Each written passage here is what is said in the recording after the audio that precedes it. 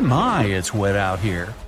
In 2016, scientists decided to study the widest part of the Atlantic Ocean between Africa and South America. It's kind of lonely there.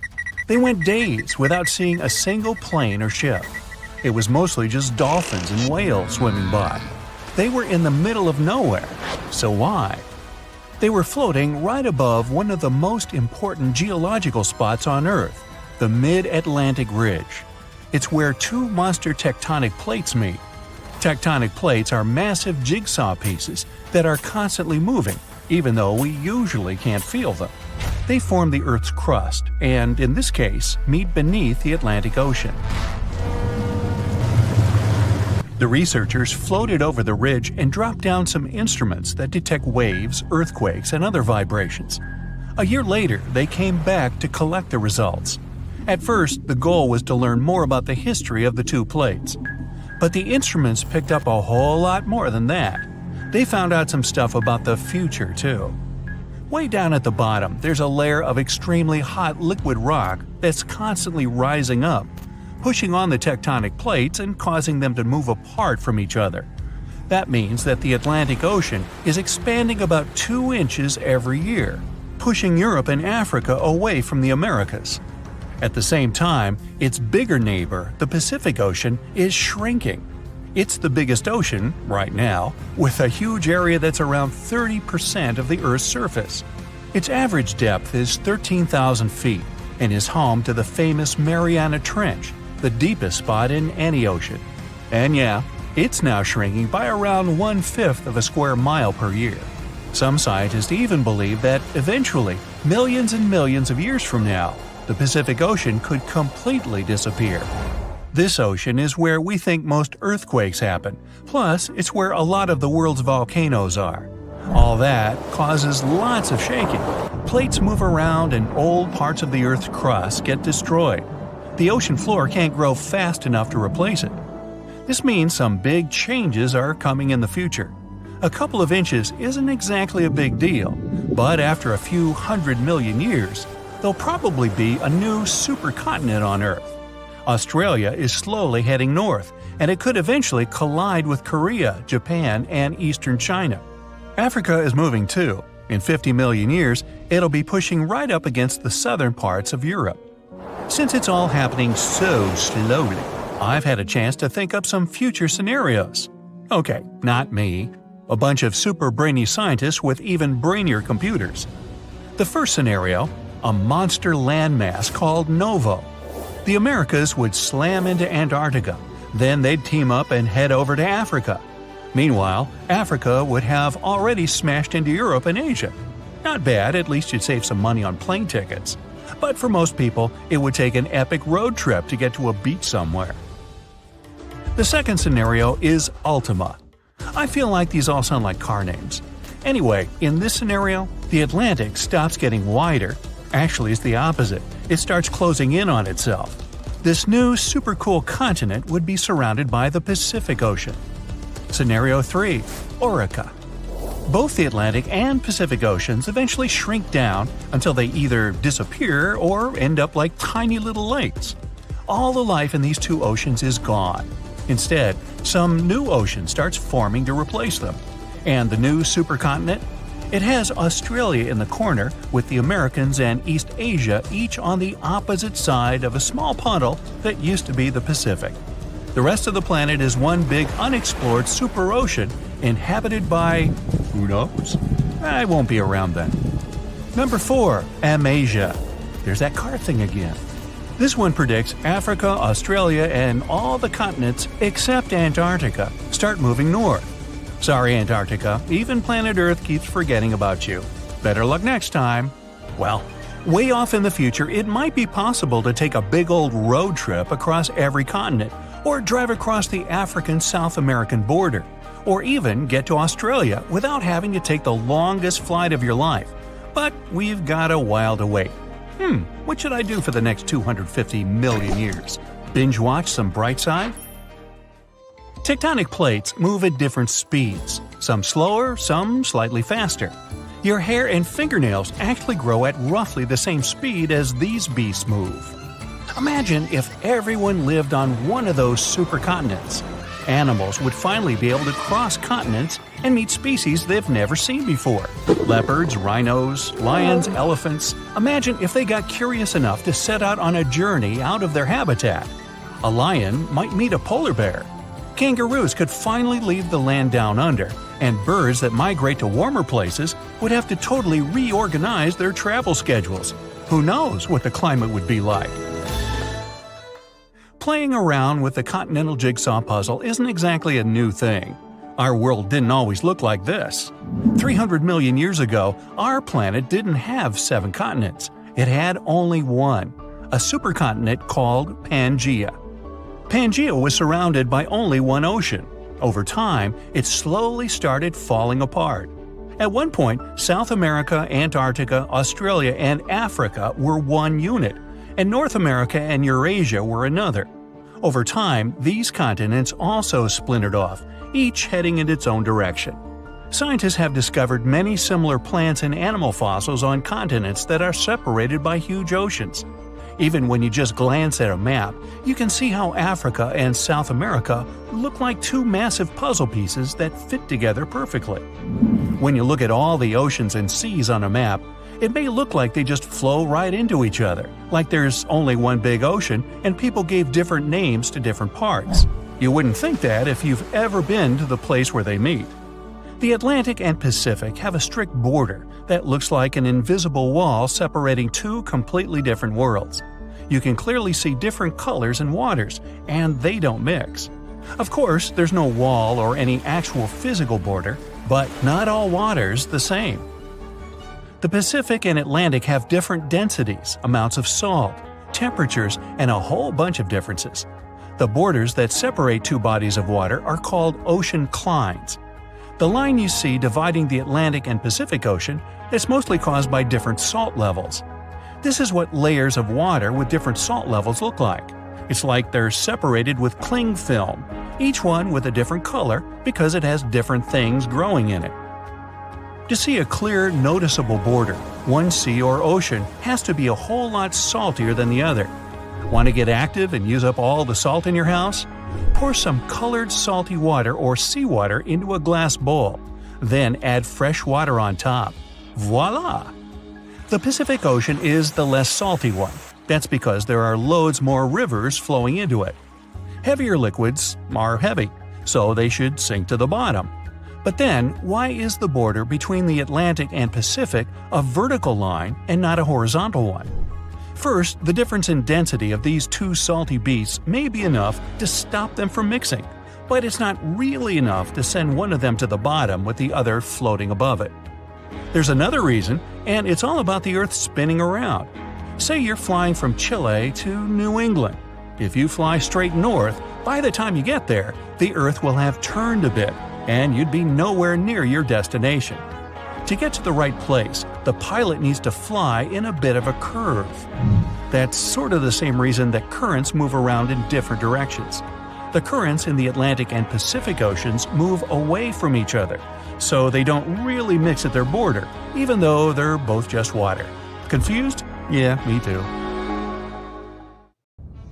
The snowpack over your head splits in two right in front of your eyes and starts tumbling down in the frozen slope to its resting place far, far below. Anything in its way is crushed under the immense mass of snow and debris. You're witnessing an avalanche, one of the most dangerous natural disasters. But what if I tell you about another kind of avalanche, no less blood-chilling than the mountain one? And the most bizarre thing about it is that it occurs underwater.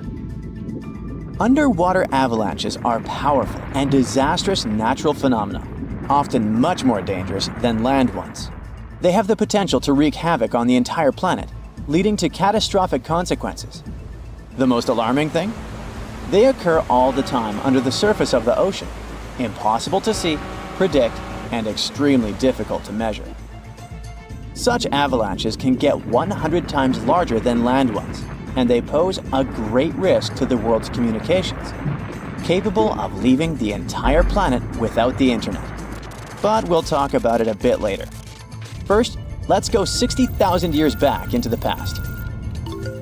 We're near the northwest coast of Africa, ready to witness the colossal scale and devastating impact of a ginormous underwater avalanche. It started as a quite small underwater landslide in the Agadir Canyon. At first, it was just 0.35 cubic miles of material, but in no time, this mass increased more than 100 times in size while traveling across the Atlantic Ocean floor. As the avalanche sped up and grew, it picked up gravel, sand, rocks, and mud. It carved a devastating path through one of the world's largest submarine canyons, wiping out all forms of animal and plant life on its way.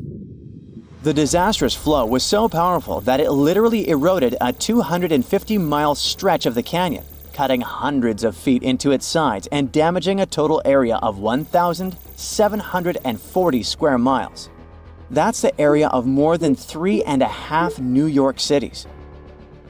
As for the force of the flow, it was so immense that it propelled massive boulders up the canyon walls to heights of up to 430 feet. Before scientists discovered the evidence of this catastrophic event, they had seriously underestimated the scale of destruction caused by submarine avalanches. By the way, these devastating catastrophes can start not only far away in the ocean, but also at estuaries. Let's go back to 14 January 2020 and see for ourselves. A turbidity current, a rapid, downhill flow of water containing a lot of sediment, rushed more than 680 miles from the Congo River estuary in the deep sea. This current appeared due to two factors: terrible flooding along the Congo River in late December 2019 and unusually large spring tides. This resulted in an avalanche of sand and mud. Its volume was equivalent to 1/3 of all the sediment produced annually by all the rivers in the world. This sediment avalanche accelerated, increasing in speed from 17 feet per second in the upper part of the Congo Canyon to 26 feet per second when it reached the end of the channel, almost 700 miles away from the coastline. This route made it the longest avalanche of sediment ever measured on our planet. 2 days later, the flow reached the deep ocean. The avalanche broke 2 seabed telecommunication cables, cutting internet data speeds all the way across West, Central, and South Africa. Now, before this disaster, scientists considered that measuring powerful deep-sea avalanches was impractical. But the sediment flow in the Congo Canyon could be monitored directly, finally allowing researchers to assess how major river floods connected to the deep sea. They also concluded that how often underwater avalanches occurred depended on where the observer was. Seafloor canyons that are close to river mouths can experience several tiny avalanches per year. Other systems, far from river discharges like the Agadir Canyon, can only have one monster of an avalanche every 10,000 years or so. You're likely wondering, what can trigger an avalanche under the surface of the ocean? Well, earthquakes, typhoons, high tides, river floods, and even volcanic eruptions. And due to our changing climate, such events become more and more frequent and intense. At the same time, these triggers don't mean that an avalanche is bound to happen, nor do they relate to the scale of the event. See for yourself. In 1755, a powerful earthquake hit the coast of Portugal, wiping out large parts of Lisbon. Tens of thousands of people lost their lives during that disaster, but it only triggered a tiny underwater avalanche. And in 1929, a large earthquake off the coast of Newfoundland, Canada, triggered the largest underwater avalanche ever recorded. The flow traveled at a speed of 42 miles per hour, carrying boulders, sand, and mud. It snapped 11 seabed cables on its journey downhill. The avalanche was so powerful, it produced a tsunami that claimed the lives of 28 people along the coastline. Now, submarine avalanches are totally invisible because they happen deep under the ocean surface, which makes them extremely hard to study. But we must find a way because these flows are super important. They transport sediments, nutrients, and even pollutants across the ocean floor. So, a research team from Liverpool decided to unravel this mystery. Over the last 40 years, they've collected more than 300 samples from the ocean floor. Combined with seismic and bathymetric data, which is a fancy word for ocean mapping, they managed to reconstruct a massive submarine avalanche. It was the first time an underwater avalanche of this size was mapped out. An even cooler thing, the event itself started off pretty modestly, but it quickly evolved into a colossal avalanche that grew to more than 650 feet tall. To put that into perspective, imagine a skyscraper-sized avalanche zooming from Liverpool to London, cutting a trench 100 feet deep and 9 miles wide. Then it spread out over an area bigger than the UK, covering it with several feet of sand and mud. That's like burying a whole country. These findings are actually a big deal because they show that even a small underwater landslide can turn into something massive and super destructive. But that's not the worst. Think about undersea internet cables, which are essential for global communication. There are more than 550 active seafloor cables around the world. Their combined length is a whopping 870,000 miles. That's enough to wrap around our planet 35 times. When a submarine avalanche breaks seafloor cables, the effects are usually super expensive and devastating. For example, in 2006, an earthquake in Taiwan triggered underwater avalanches that cut loads of seafloor cables connecting Southeast Asia with the rest of the world.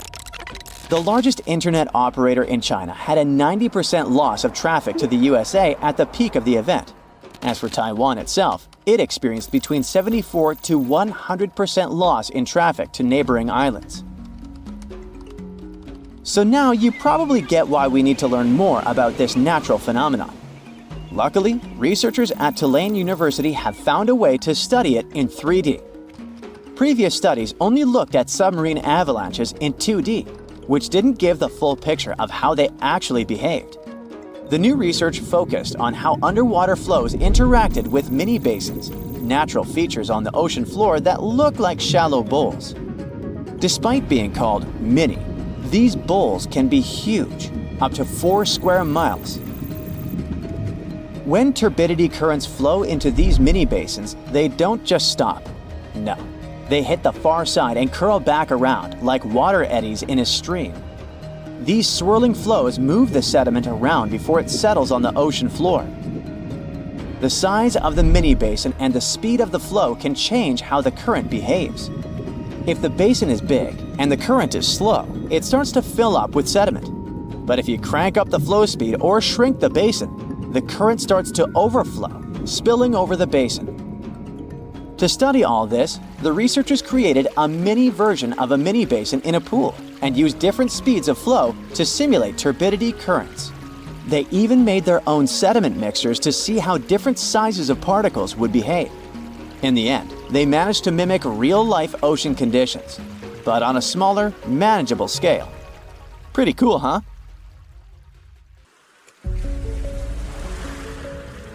Hey, don't freak out. Those red waters you see aren't blood oceans. It's just a natural occurrence called the red tide. Red tides often happen in Florida, especially in the West Florida shelf, and they can stick around for weeks or even months. They're basically caused by an increase in algae levels, hence the color. Those algae produce toxins that can be harmful to marine life. They can also be bad news for us humans, causing symptoms like upset stomach and urgent bathroom trips, if you're picking up what I'm putting down. Volcanoes are super scary, but there's nothing scarier than getting taken out by a pyroclastic flow. These fiery flows move crazy fast and reach insane temperatures, like hotter than your oven on a pizza night. They're like a fireworks show of volcanic eruptions filled with ash, lava, and hot gas, speeding down mountains at 50 miles per hour. Some researchers claim they might even hit speeds of 450 miles per hour, almost as fast as a passenger jet. If you're unlucky enough to be in the path of a flow, you're in big trouble. The heat alone can turn you into a human barbecue, even if you try to hide in a building. The air around the flow can reach temperatures high enough to fry your insides, burn your clothes off, and leave metal melted into your skin, which almost sounds like a Marvel origin story. However, a lot of people have met their end because of these flows, But there's one crazy story about a guy named Luger Silbaris, still sounding like an origin story. So on the 7th of May 1902, there was a major eruption on the island of Martinique. The night before, Silbaris had gotten into trouble and ended up in jail. Maybe this is a villain origin story. He'd been locked in a sturdy cell facing away from the volcano. The next morning, Mount Pella unexpectedly erupted, destroying St. Pierre within minutes. The flows wiped out around 30,000 people, but Silbaris survived in his cell and became known as the guy who lived through doomsday. The rescue team found him 4 days later. By the way, the cell still stands today. I hope somebody tested him for superpowers. Back on August 21st, 1986, a guy stumbled upon some animals showing no signs of life on his way to Nios village in Cameroon. To his shock, he later found out that everyone in the village had mysteriously passed away. The same thing happened at Lake Manaun in 1984. Turns out, those tragic incidents were caused by something called limnic eruptions, which are pretty rare disasters where carbon dioxide suddenly bursts out of lake waters, creating a hazardous gas cloud. These type of eruptions usually happen in lakes with high levels of CO2, which can be caused by things like volcanic gases and high pressure. Any little change in temperature or pressure can set off an eruption. So, experts have started looking into ways to safely release CO2 from lakes like Manaun and Nios, in order to lower the risk of more disasters in the future. In March 2024, a video captured a terrifying moment of a woman disappearing into a sinkhole while browsing through a Chinese department store. Guess she got more than she bargained for. Ha ha ha. Moving on. The scene unfolded as the floor beneath her gave way, sending her plummeting into the abyss. In the midst of the chaos, another customer frantically ran away before returning to check on the woman who had fallen. Their quick thinking and the swift response of emergency crews and firefighters saved the day, resulting in only minor injuries for both women. I'm glad that lady checked on her because I would be gone. An anvil cloud is basically a big cloud made of ice particles that forms at the top of really tall thunderstorms, or those huge cumulonimbus clouds. The flat top shape is caused by the air rising in the storm and spreading out when it hits the stratosphere. That's why it's called an anvil. It looks like the tool metal workers use. Duh. The air from the anvil cloud is cooler than the stratosphere air, which keeps it from going any higher. You can spot anvil clouds from really far away, sometimes over 100 miles.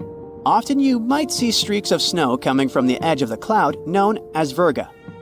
The snow disappears before hitting the ground because of the dry air. If you notice clouds poking through the flat top or bubbling up, it's an overshooting top, a sign of a super strong storm. Anvils are known for producing dangerous lightning. Normally, lightning comes from the bottom of a storm, but anvil clouds can produce really powerful lightning from the top. This lightning can strike out of nowhere, even from up to 30 miles away. So keep an eye on those anvil clouds if you see one forming nearby. Lahars are no joke.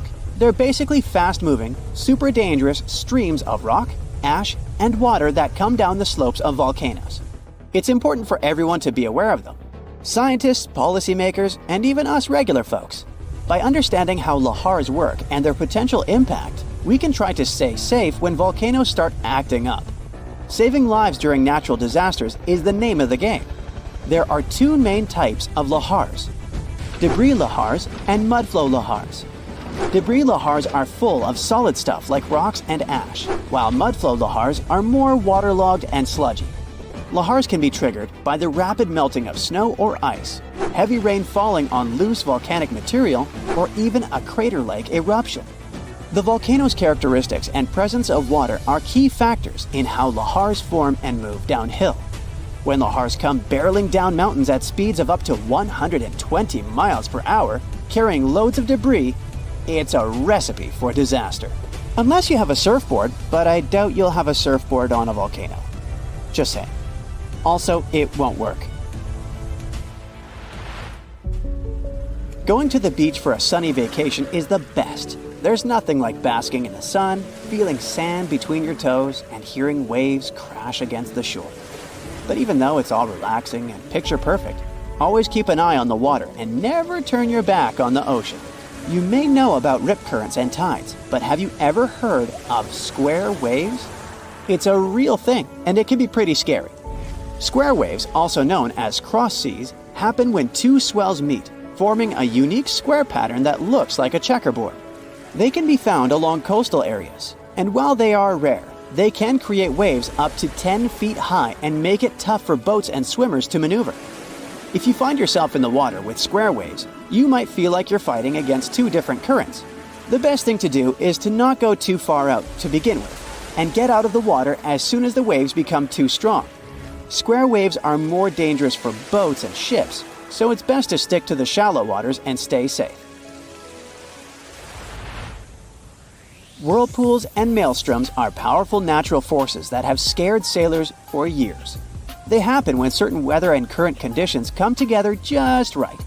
Most of them are safe if you stay away, but let's see what they really are and how they form. A whirlpool is basically water that starts spinning when two currents meet, or one current hits something solid like a wall. They can be big or small, depending on the speed of the water and waves. Most aren't dangerous, but there are also maelstroms, which are large, forceful, and violent whirlpools, caused by ocean tides and narrow straits. Tidal currents in places like Norway's Saltstraumen and Moxstraumen can create massive whirlpools. Scotland's Corryvreckan whirlpool is one of the world's largest. Other examples of whirlpools can be found in Japan, Canada, and New Zealand. Are they portals? They're definitely not portals. Researchers have recently looked into ancient underwater volcanic eruptions and how they affected Earth's climate.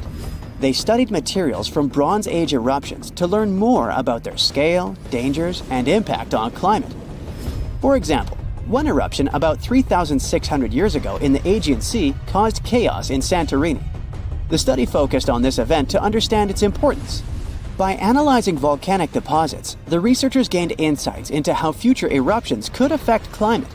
They discovered that sediment waves from shallow underwater eruptions could lead to tsunamis and impact the ocean floor. These findings help us understand how underwater volcanic eruptions relate to the marine environment, which can help us predict climate changes in the future. An earthquake in Indonesia began in 1829 and lasted a mighty 32 years. It reached its climax in 1861 and hit a magnitude of around 8.5. It was caused by the tectonic plates below the island slowly clashing against each other. Researchers discovered that the quake had been building for some time after analyzing the coral in the area. They found it was being periodically exposed to the open air. That was caused by the gradual earthquake moving the land up and down. Scientists call these decades-long silent earthquakes slow slip events. A single lightning bolt can warm the air to around 54,000 degrees Fahrenheit. The heat makes the air expand quickly, creating a shock wave or boom, which we know to be thunder. There are close to 3 trillion trees on Earth. That translates to roughly around 422 trees for every person. Before humans, the number was nearer to 6 trillion. Almost 70% of the Earth's surface is covered by water, which on average is around 2.5 miles deep. 97% of Earth's volcanoes lie underwater, as well as the mid-ocean ridge, a massive mountain range that is over 40,000 miles long. Humans have mined around 190,000 tons of gold from the planet. Experts predict there is around 20% still left to be mined, but this figure is constantly changing. The world's largest active volcano is in Hawaii. Called Mauna Loa, it's over 2.5 miles above sea level. Given that most of it is underwater, the volcano's summit is a staggering 11 miles from its base. That's the same length as over 160 football fields. The highest ever recorded temperature on Earth was a sweltering 136 degrees Fahrenheit. It was recorded in El Azizia, or modern-day Libya, on September 13, 1922. The lowest temperature was a chilling -129 degrees Fahrenheit, recorded at Russia's Vostok station in 1983. Earth is the fifth largest planet in the solar system, behind Jupiter, Saturn, Uranus, and Neptune. It has a circumference of roughly 25,000 miles, and it would take the average person around 8,300 hours to walk around the face of the Earth. The separation between Earth's land masses would make such a trek almost impossible, though. It takes 365.25 days for the Earth to orbit the Sun. Because our calendar years only have 365 days, we add an extra leap day every 4 years to make up for the difference. Russia is the largest country on the planet, with a total area of about 6.5 million square miles. It encompasses more than 1/8 of the Earth's inhabited land area, but still has a relatively small population given its size. Earth is the only planet with one moon. Mercury and Venus have no moons, while every other planet has 2 or more. Earth is over 4 billion years old. Scientists calculate this by looking at the planet's oldest rocks, as well as meteorites that have crash-landed. They used meteorites as they were formed at the same time as Earth, when the solar system was forming.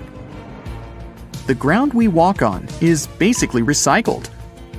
The planet's rock cycle turns igneous rocks to sedimentary ones, then transforms those into metamorphic rocks, and back again. Like Earth, our moon also experiences earthquakes. They're less common and intense than the ones we have, and are caused by tidal stresses. A tidal stress is basically the relationship between the gravitational pull of the moon on the Earth and that of the Earth on the moon. Despite being the fifth largest continent, Antarctica holds 70% of the planet's fresh water and about 90% of its ice. Bangkok is the most visited city in the world, boasting 23 million visitors in 2019 alone.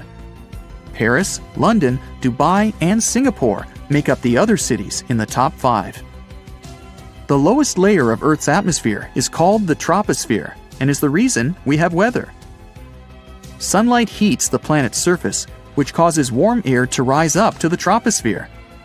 This air then expands and cools as the air pressure decreases and sinks down, where it is then warmed by the Earth again. Coral reefs are the largest living structures on the planet, with some even being visible from space. Coral reefs hold the most species per area of any of Earth's ecosystems, even more than rainforests. Earth got its name around 1,000 years ago, and it comes from the German word meaning the ground, but there's no evidence to show who actually named it. Of all the planets, Earth is also the only one which is not named after a Greek or Roman deity. The deepest point of the ocean is the Mariana Trench. It's a whopping 7 miles below sea level. Coastlines cover about 20% of U.S. land, but are home to more than 50% of the U.S. population. The Earth isn't actually a sphere. It's more like a squished ball that bulges at the equator. The bulge is caused by the force of the Earth spinning, which makes the north and south poles slightly flat. The Earth spins on its axis, which is basically an imaginary straight line. Earth has seasons because the axis is tilted, causing the sun's rays to hit different parts of the planet more directly, depending on the time of year. If the sun was as tall as a standard door, the Earth would be around the size of a nickel. The Earth's rate of rotation is gradually decreasing. It's happening so slowly that it would take as much as 140 million years for the length of a day to increase to 25 hours. Get equipped for any season with brand new Brightside merch. Click the link and grab your print. The biggest animal on Earth is the Antarctic blue whale. It can reach lengths of 100 feet and weigh up to 400,000 pounds, which is around the same as 33 elephants. The temperature at the center of the Earth is around the same as the surface of the Sun, at almost 10,000 degrees Fahrenheit. Earth is around 10,000 times older than humans. Earth is around 4.5 billion years old, whereas humans have been around for, at most, 450,000 years. There are around 34,000 known species of fish. The actual number is way higher, though, as a whopping 95% of our oceans still haven't been explored. America's Route 66 is longer than the journey to the Earth's core. The distance to the core is roughly 2,000 miles. Route 66 is almost 2,500 miles. The Earth is made up of three main components: the crust, the mantle, and the core, which is divided into the outer core and the inner core. Scientists have estimated that there are around 8.7 million species on the planet. Out of this, between 1 to 2 million of these species are animals. But roughly 86% of land species and 91% of fish have yet to be discovered by humans. Ancient astronomers used to think that the Earth was the center of the universe. For 2,000 years, they believed the Earth to be static, while other bodies traveled in orbit around us. In 1543, Copernicus published his sun-centered model of the solar system. Earth is the densest planet in the solar system.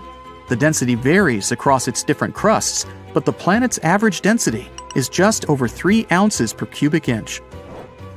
Mount Everest is the highest point on the planet. Its peak is the highest altitude above sea level at around 5.5 miles. Each year, 1 septillion crystals of snow fall on Earth. That's a trillion snowflakes. Snow covers about 31% of Earth's land area each year. Of Earth's water, only around 3% is fresh water. The other 97% is salted. Of that 3%, about 2% is frozen in ice and glaciers. So, less than 1% of the planet's fresh water is actually in lakes, rivers, and underground. The world's largest inland body of water, or lake to us normal people, is the Caspian Sea. It has an area of 140,000 miles squared. The world's deepest lake is Lake Baikal in Russia and is 5,300 feet deep. Earth's atmosphere is roughly 78% nitrogen and 21% oxygen, with small amounts of water vapor, carbon dioxide, and other gases. No other planet is believed to have this much oxygen, which explains why Earth is the only planet where life has been discovered so far. Apart from the Moon, there are 2 asteroids in co-orbital orbits with Earth, sometimes called Earth's second moon. 3753 Cruithne is an asteroid that looks like it's following the Earth in orbit, but it's actually following its own path around the Sun. 2002 AA29 is another asteroid which makes a horseshoe orbit around the Earth that draws it close to the planet every 95 years. In 2018, the most powerful underwater earthquake occurred between East Africa and Madagascar.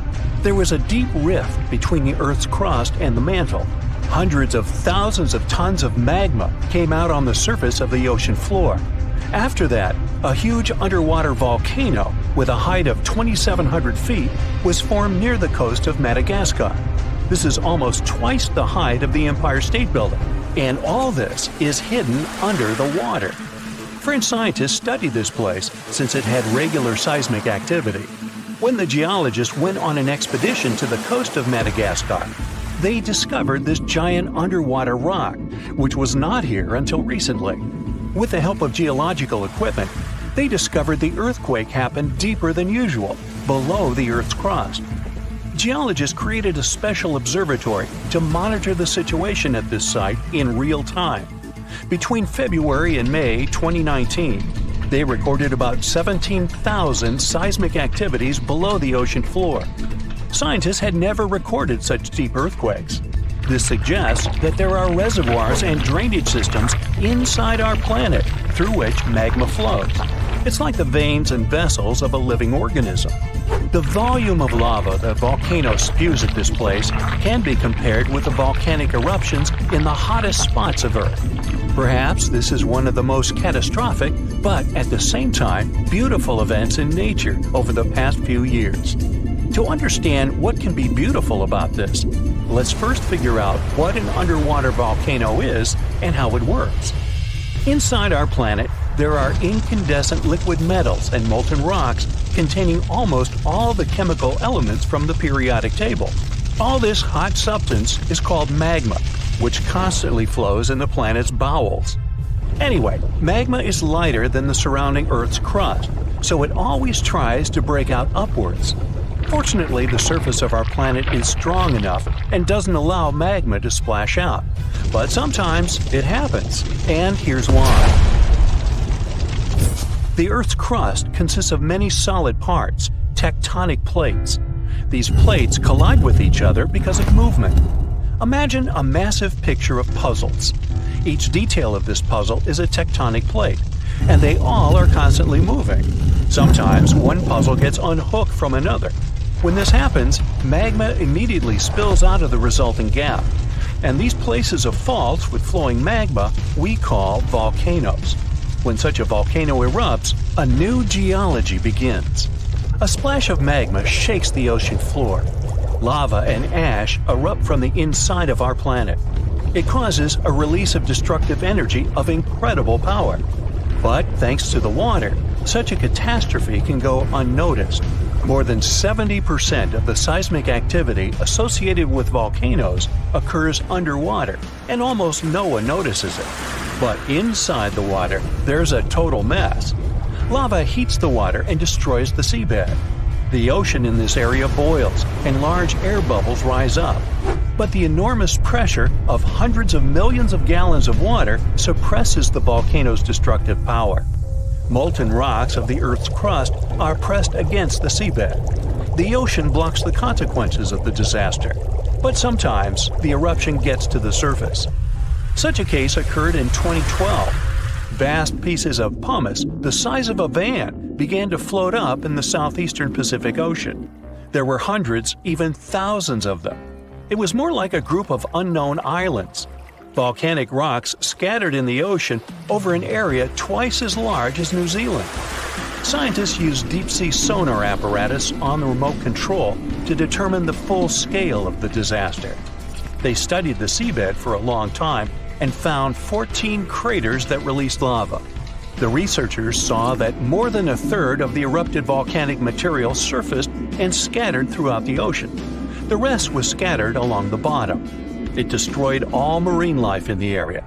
However, after the eruption of volcanoes, life is reborn like a phoenix from the ashes. Volcanic ash, lava, and soil around the volcano contain many useful elements and minerals. They nourish the soil and promote the development of microorganisms not only on land but also in water. That's why there's so much vegetation, flowers, and trees around volcanoes. And underwater volcanoes can eventually form natural islands. This is a long process, resulting from which a large piece of land comes out of the water. When magma goes out, the water immediately presses it to the seabed. The eruption can go on for a long time. The released magma raises the level of the seabed. After another 100, maybe 1,000 years, a new eruption begins. New magma flows lay a new layer on the surface of the previous one. Over millions of years, layer by layer, the volcano has been growing. It's slowly rising up because of constant eruptions. Some volcanoes may go out forever, and some continue to erupt. And then, one day, the level of volcanic rock reaches the surface in the form of a huge island. After many more years, the volcano may go out, and then life appears on the formed island. The destroyed seabed area is filled with animals, trees, flowers, and plants. These volcanic islands have unique ecosystems because they develop separately from all continents. Observing such islands helps scientists understand how life on Earth was born. There are hundreds of islands around the world that have appeared because of eruptions of underwater volcanoes. You can find them in Hawaii, Indonesia, and Iceland. Many of them are inhabited by people. They build villages and small towns there. The ground on such islands is fertile. Fruits and vegetables grow there. The water is filled with fish. Such places may seem like paradise, but at the same time, it's dangerous to live there because the volcano may wake up. One of the most famous eruptions occurred on the island of Ogashima, south of Tokyo. People built a beautiful city right in the crater of an active volcano. And in May 1785, the eruption began. No one expected this to happen. At some point, thousands of birds rose and flew away from the island. And then the ground began to shake. A heavy, low sound came from beneath the underground depths. Thick smoke escaped from the top of the green volcano. The mountain threw dirt, large rocks, and red-hot pieces of magma into the sky. The disaster lasted several weeks. People managed to evacuate, and then there was a long recovery. Locals rebuilt the houses and brought the city back. Almost 250 years have passed since that moment, and during this time, the volcano has never woken up. Despite the risk of a new eruption, people continue to live there. The population is growing since this place resembles paradise, and no one wants to leave it. There are thermal springs, dense jungles with rich soil, and many fish. Meteorological and seismological services constantly monitor the volcano's activity. Movements and fractures of tectonic plates create another natural disaster: destructive tsunamis. Unlike volcanoes, huge waves are formed when seismic activity causes the crust to move vertically, up or down. When this happens, water pressure shifts on the ocean floor, which releases energy. This energy pushes the water and creates a tsunami. By the same principle, you form a small wave when you throw a stone into the water. First, a small tsunami appears. Then it picks up speed and increases in size. Its height can reach the level of a 5-story building. It's heading for the coast and accelerating to 500 miles per hour. This is almost twice as fast as a Formula One race car. Millions of gallons of water, weighing thousands of tons, are getting closer. And now the wave reaches the shore and demolishes everything in its path. Houses, trees, cars, nothing can withstand the destructive force of nature. Such tsunamis are a frequent occurrence on the coast of Japan. People have built massive shields near the land to stop the waves before they hit the shore. Still, in spite of all preparedness, somehow, nature always prevails. On September 16th of 2023, without warning, the Earth began to hum. A low, strange vibration reverberated through the crust. This set off seismic alarms all across the globe. For 9 days straight, the planet was pulsing with this horrifying rhythm, and scientists had no idea what was going on. Meanwhile, the total disaster was happening in Greenland. It wasn't an earthquake. They knew that much. They could tell it by the rhythm. Since we all live on giant tectonic plates, they constantly move and slide on magma like icebergs on water. Sometimes as they move, they can rub against each other or collide or break. In any case, all this causes an incredible release of energy that sends shock waves through the ground. That's when we feel the ground literally shaking, and it's what we call an earthquake. These vibrations we feel are called seismic waves. Seismometers pick them up as pings or rumbles. In a typical earthquake, they create a bunch of different frequencies. It's a crazy chaotic mix of low and high frequencies, like smashing every piano key. What was weird about the Greenland event is that the signals weren't like that at all. It was a steady, single-frequency vibration, as if some ancient machine was stirring beneath the earth. It's like one piano key being struck over and over, creating a doom-like, repetitive sound. Turns out, what they were hearing wasn't the noise of tectonic plates going wild. It was a phenomenon seismologists had never seen before. The days passed, and the mysterious noise just kept going. The vibrations repeated every 90 seconds, echoing around the world. The hunt for answers was growing more desperate. Seismologists had no idea what they were dealing with. They had to gather a huge international team of 68 people from 15 countries. All these scientists were gathering seismic data, satellite images, and doing some advanced math for several days, until they finally realized who the culprit was: water. It all happened in a remote, desolate region of East Greenland. This place is full of fjords, narrow inlets of the sea between high cliffs, kinda like deep water-filled valleys surrounded by towering rocky sides. In this area, surrounded by jagged peaks and icy waters, the air was still. The landscape seemingly frozen in time. Nothing here changed much for years. Until one day.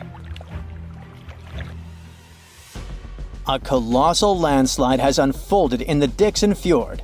One of those steep mountainsides towering over the fjord at almost 4,000 feet high collapsed in a massive landslide. Picture a huge chunk of this mountain crumbling and crashing down into the fjord below. This sent a deluge of rock and ice crashing into the water. The impact was just apocalyptic, 882 million cubic feet of debris. That's enough ice and rock to fill 10,000 Olympic-sized swimming pools, or 10 Great Pyramids of Giza. And all this nightmare hurled into the water with such force that it kick-started a tsunami about 360 feet high, taller than the Statue of Liberty, into the air. What's crazy is that this incredibly powerful wave was trapped in the fjord by narrow cliffs, unable to escape. It's like water sloshing in a closed bathtub. For 9 days, the mega tsunami continued to churn through it. That's why we heard this endless hum. It was a rhythmic back and forth of the water slamming against the walls. The shock waves were rippling deep into Earth's crust, vibrations so strong that they were picked up by seismometers around the globe. This was a phenomenon so rare, so unprecedented, that it left scientists stunned. It turned out to be a perfect storm of elements. A glacier, weakened by years of warming, could no longer bear the weight of the mountain above. This collapse was inevitable, and the chaos literally shook the Earth to its core. And people often hang out in this area with cruise ships passing by. We're lucky that no lives were lost in the disaster. It was a close call though. A tourist ship stranded in the area just 2 days before narrowly escaped the tsunami's reach by pure luck. But it doesn't mean there were no losses. The waves destroyed a nearby Inuit site, which was there untouched for over 200 years. They also swept away the huts at a research station that were about 43 miles away. The vibrations traveled from Greenland to the South Pole in less than an hour. That just shows how dangerous events like this can be. And this isn't the only place where such catastrophes are happening. In the beautiful California community of Rancho Palos Verdes, the ground is shifting so quickly that it's tearing homes apart. The land there has always been kinda unstable. It has some unique geology. It's built on soft, clay-rich soil and sits on a geological fault line, which makes it prone to landslides. This means that this land is prone to slow natural shifting over many years, even when no crazy weather is happening. It's been like this for decades, but usually it's slow and pretty manageable, like about a foot a year. Imagine a tree that you played with as a kid moving 20 feet to the left as you grow up. For decades, residents adapted. They built their homes on adjustable beams. This helped the houses to move with the land, and that strategy worked well until now. Recently, things have been getting much worse in the community. Now, the land is moving by a foot in a single week. That would be like if the same tree moved almost 960 feet since you were a child. The past 2 years have also caused some heavy rains, and the weather has been getting worse. This increased water content in the soil.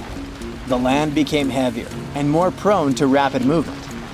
Now, this once idyllic seaside escape turned into a disaster zone.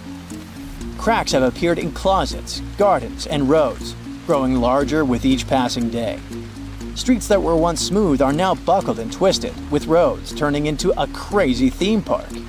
Houses that once stood firm are being ripped from their foundations, some of them split in half. One of the houses had its front door 8 feet off the ground. Entire neighborhoods have been plunged into chaos. Utility companies had to switch off gas and electricity indefinitely to prevent potential disasters.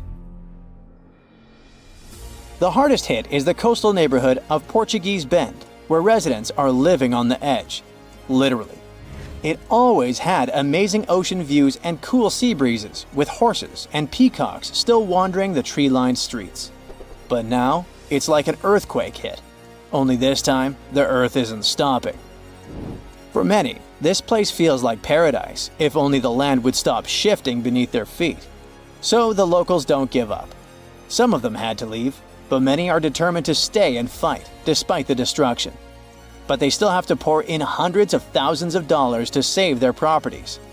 People have installed generators to keep the lights on and set up sewer systems and pumps to drain the groundwater causing the landslides.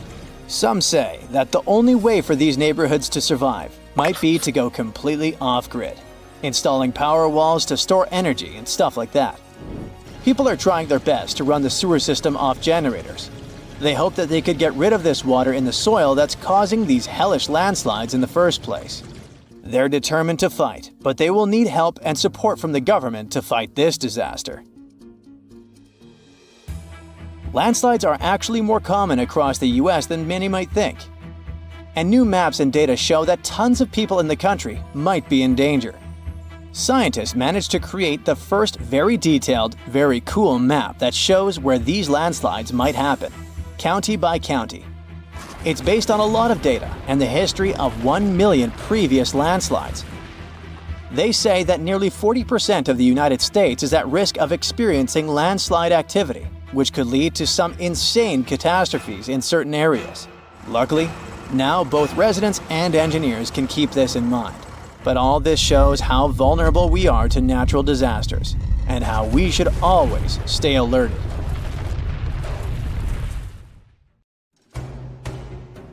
An hour after people disappear, most urban areas will be left empty and quiet. Perhaps the sound of wind, falling leaves, or other natural sounds previously drowned out by city noise and traffic will be heard. The subways of many cities are protected from groundwater by a system of pumps. If there are no people to monitor such systems, most subways will flood within 36 hours. Due to malfunctions, sewage treatment plants will stop working, leading to pollution of rivers and lakes with wastewater. The water pipes in Detroit will become unusable, leading to the flooding of the city. Food and refrigerators will spoil. Raccoons and wolves will inhabit abandoned human homes. Major airports will be covered in rust and overgrown with ivy. Cruise ships in Alaska will sink under the weight of ice that accumulates on them. Lions from the San Diego Zoo will gradually escape, emboldened by the power outage of the electric fence around their enclosures. More and more black cats will appear on the streets of Rome and the Vatican. Rats and mice will consume all edible reserves and leave the cities. Plants will begin to grow in cracks in streets, highways, sidewalks, and buildings. More and more animals will notice the absence of people and flock to the cities. International Space Station will gradually decrease. Since no one will correct its orbit, the station will eventually fall to Earth and burn up. Along with it, digitized samples of human DNA will perish. A large part of the city's territory will be covered with a vegetation of lianas, grasses, and tree seedlings. The Red Square in Moscow will have a layer of soil and thick grasses growing, making the square completely green. Despite high levels of radiation, animal populations are increasing in abandoned areas. Plants have grown in many houses and buildings. Seawater will flood cities that were once drained by artificial drainage systems, such as London and Amsterdam. Satellites will begin to fall to Earth. Since no one maintained their speed of movement, they slowly approached Earth and eventually fell to the planet's surface. Wolves now roam freely around the Brandenburg Gate in Berlin, and wild boars will be seen in Paris. Human speech will be preserved in rare words that parrots have memorized during their years of living with humans. Snakes will not only reproduce at incredible rates, but also grow much larger in size. Their main prey will be rodents that have multiplied in the first years after humans disappeared. Many human-made structures will collapse within 100 years, primarily those with a large number of steel elements. Fruit Christmas cakes, thanks to their alcohol coating, will not only retain their appearance but also freshness. Most buildings will be overtaken by plants and animals, and the city will resemble more of a wild nature landscape. The period of nuclear fuel decay will come to an end, and as a result, dead zones around the ruins of nuclear power plants will once again become habitable.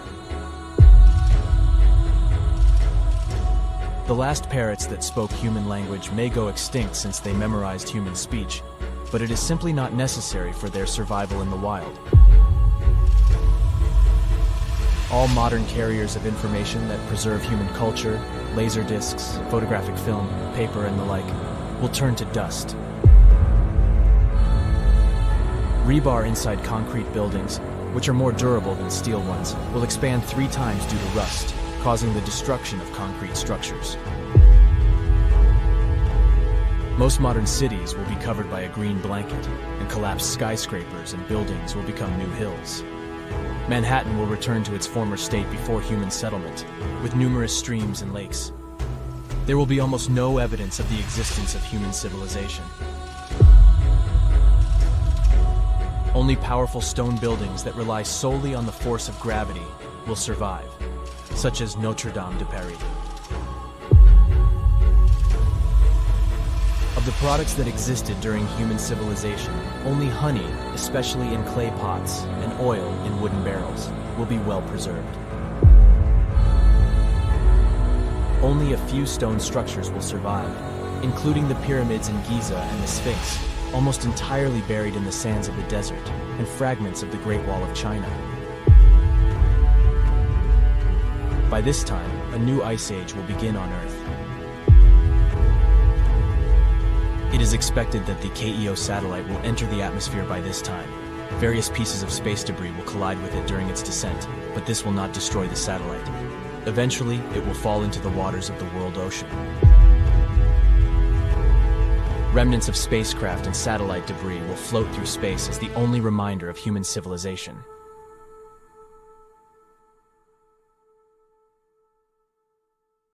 Okay, let's try something together. Open any world map you have available. It can be the one you find in your bookcase or even an online version. Take a look at the vast area covered by water. That's 71% of the Earth's surface. And all that is salt water from the world's oceans. There aren't any borders between the 4 oceans we've all come to know, but oceanographers and the world's countries did traditionally split these waters into 4 distinct regions: the Pacific, Atlantic, Indian, and Arctic Oceans. And here comes the big surprise. The scientific community has recently recognized the 5th body of water. It's called the Southern Ocean, and 3 of the 4 original oceans border it.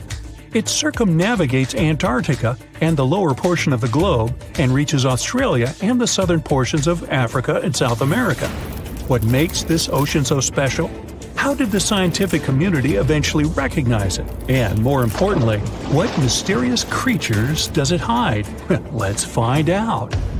The Antarctic Ocean, or the Southern Ocean, was first mentioned back in 1937 in the 2nd edition of the International Hydrographic Organization's Limits of Oceans and Seas. That's a mouthful.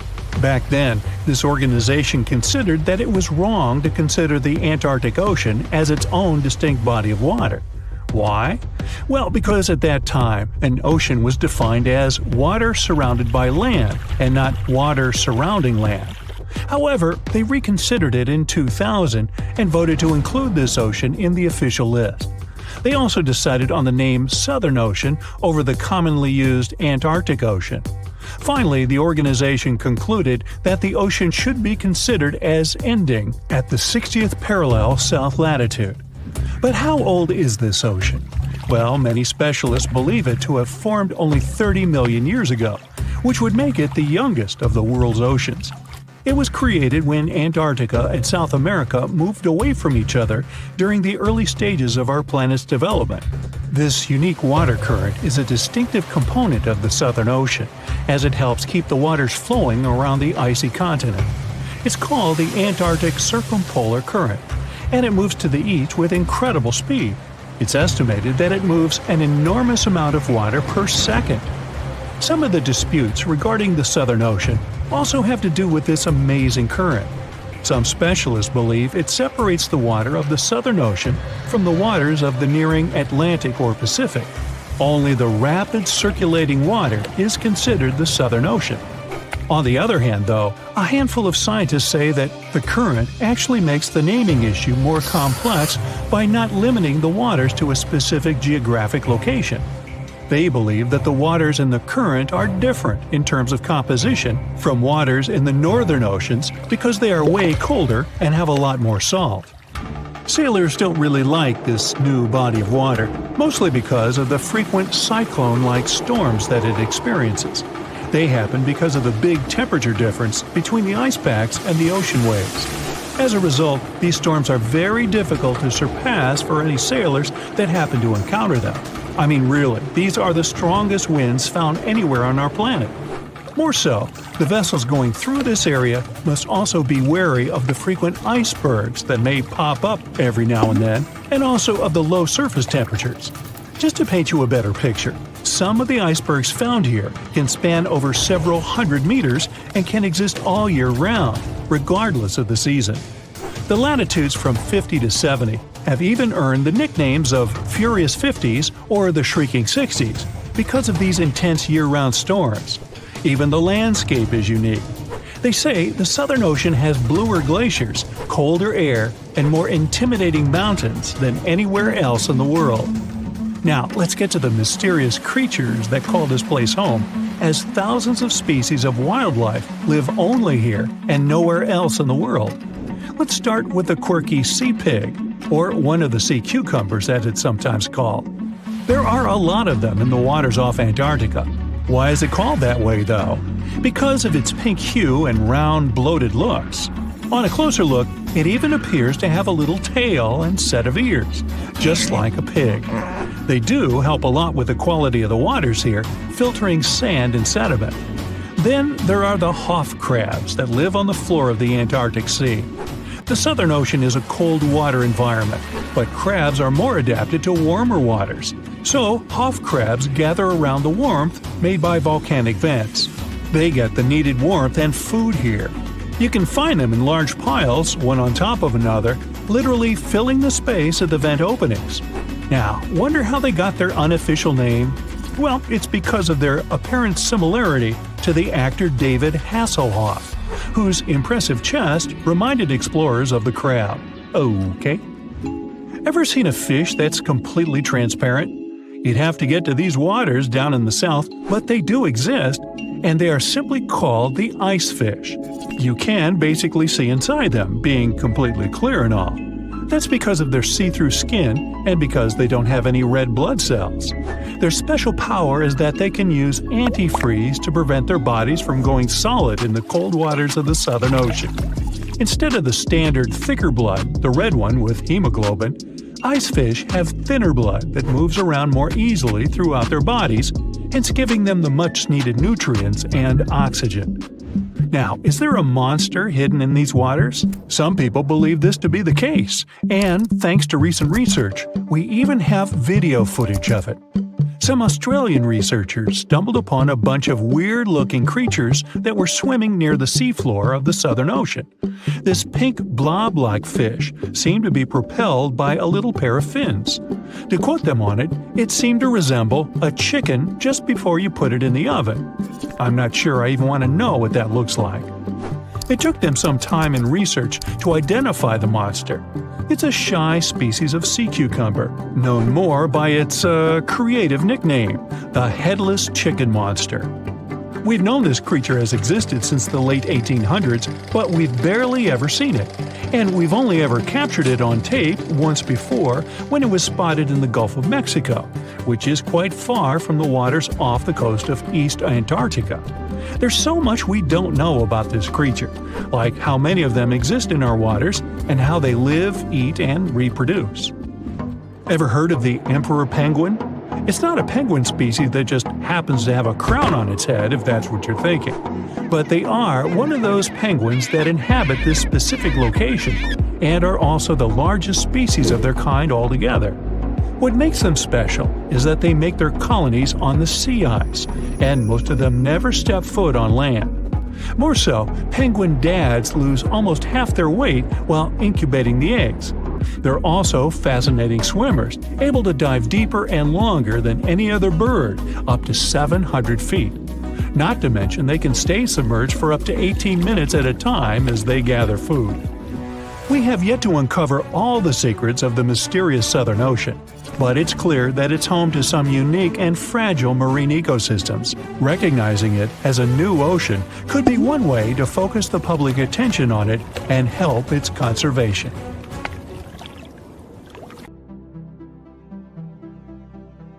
Back in 2018, the biggest active underwater eruption ever happened, at least the one that we could officially record.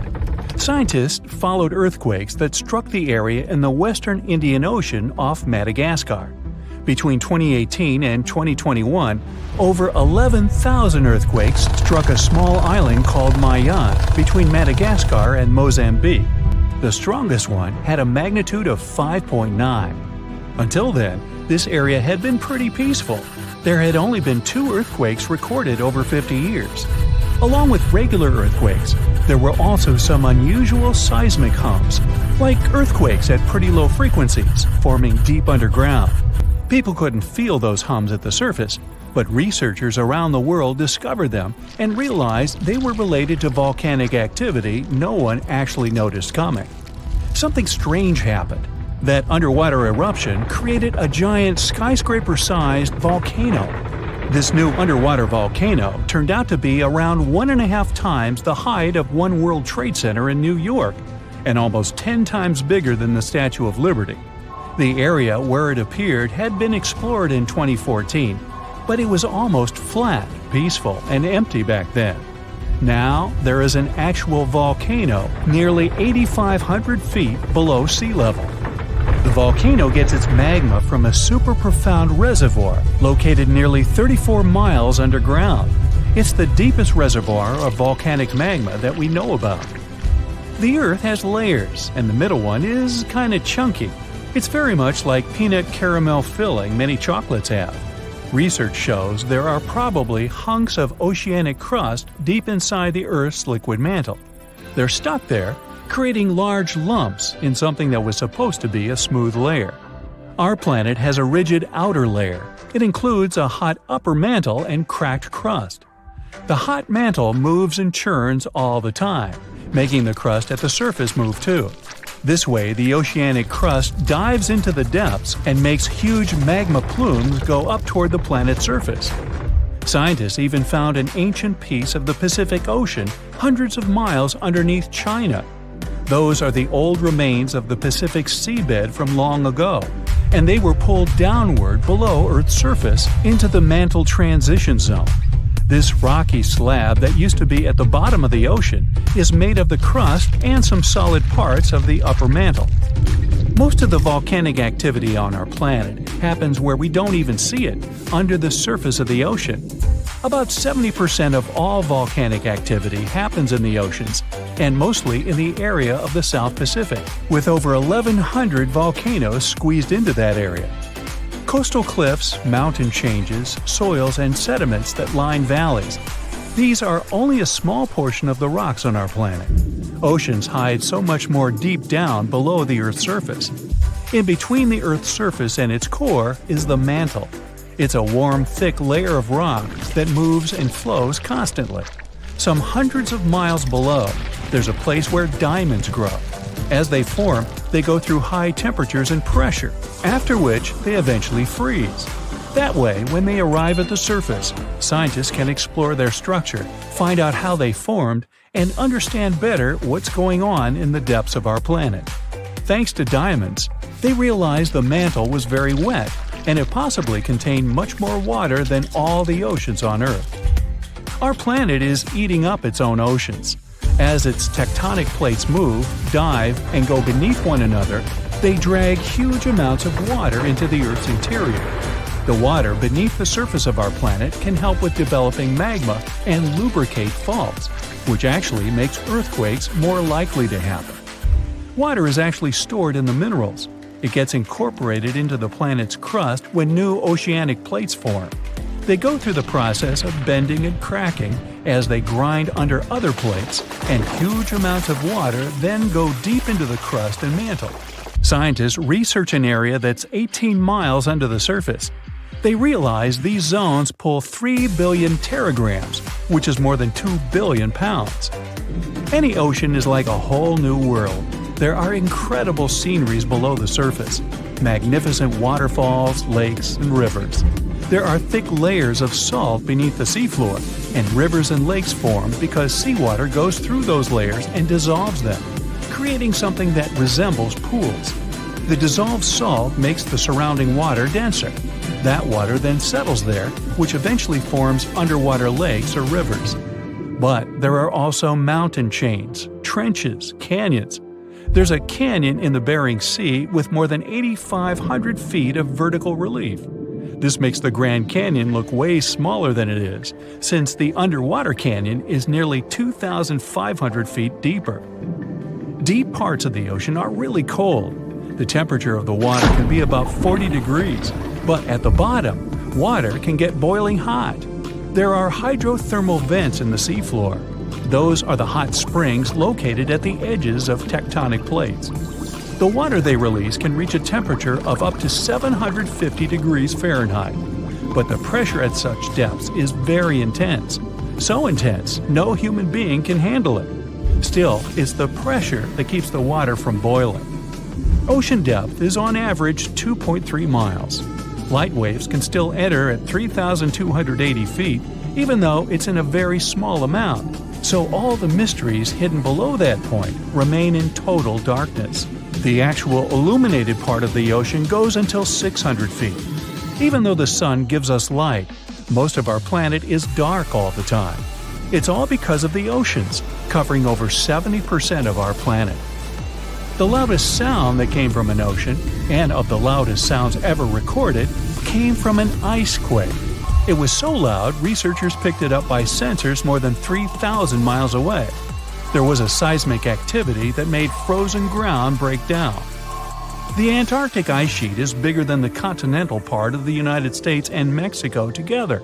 A big iceberg from Antarctica holds over 20 billion gallons of water, which could make a 5-year water supply for 1 million people. Humans can generally drink sea ice, although we can't drink sea water. As time goes by and the ice ages, the brine trapped between ice crystals drains out. That way, ice becomes fresh enough to consume it.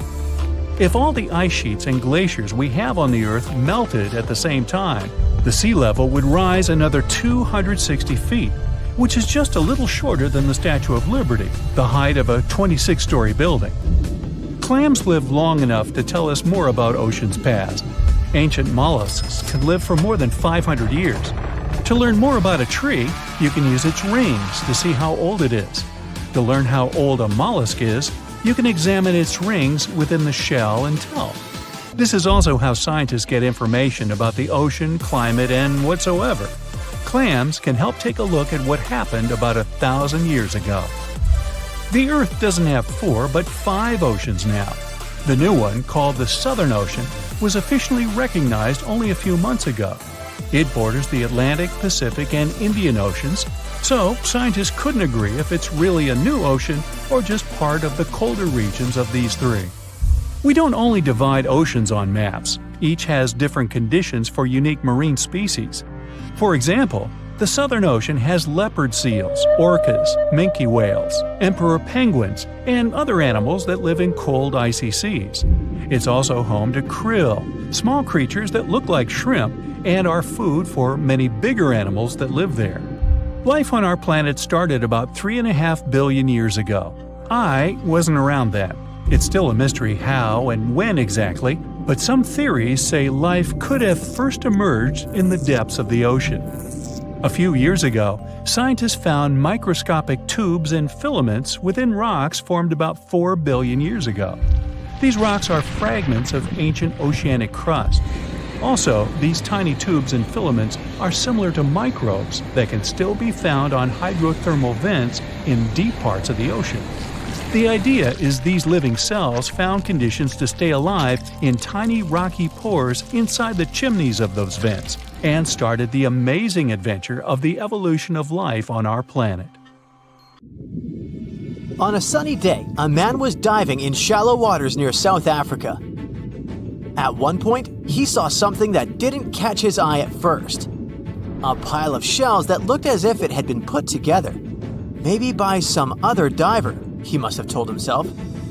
But out of all these shells came the most unusual of creatures, an octopus. The gorgeous underwater animal looked straight at the man before swimming away. Impressed by his new acquaintance, the diver started visiting the octopus every day. He watched it use shells and seaweed to protect itself and learned how it hunted and cared for its eggs.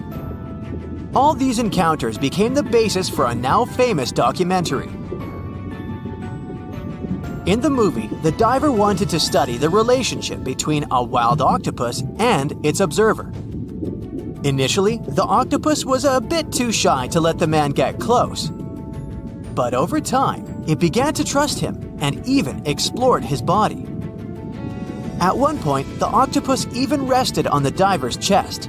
The man soon began to look at the underwater creature as his octopus friend. Sure, the documentary did make it look like a true friendship, but that was most likely because of all the close-ups and eerie music. But you can't really know what the octopus is thinking. Maybe what looks like tenderness is just curiosity or confusion.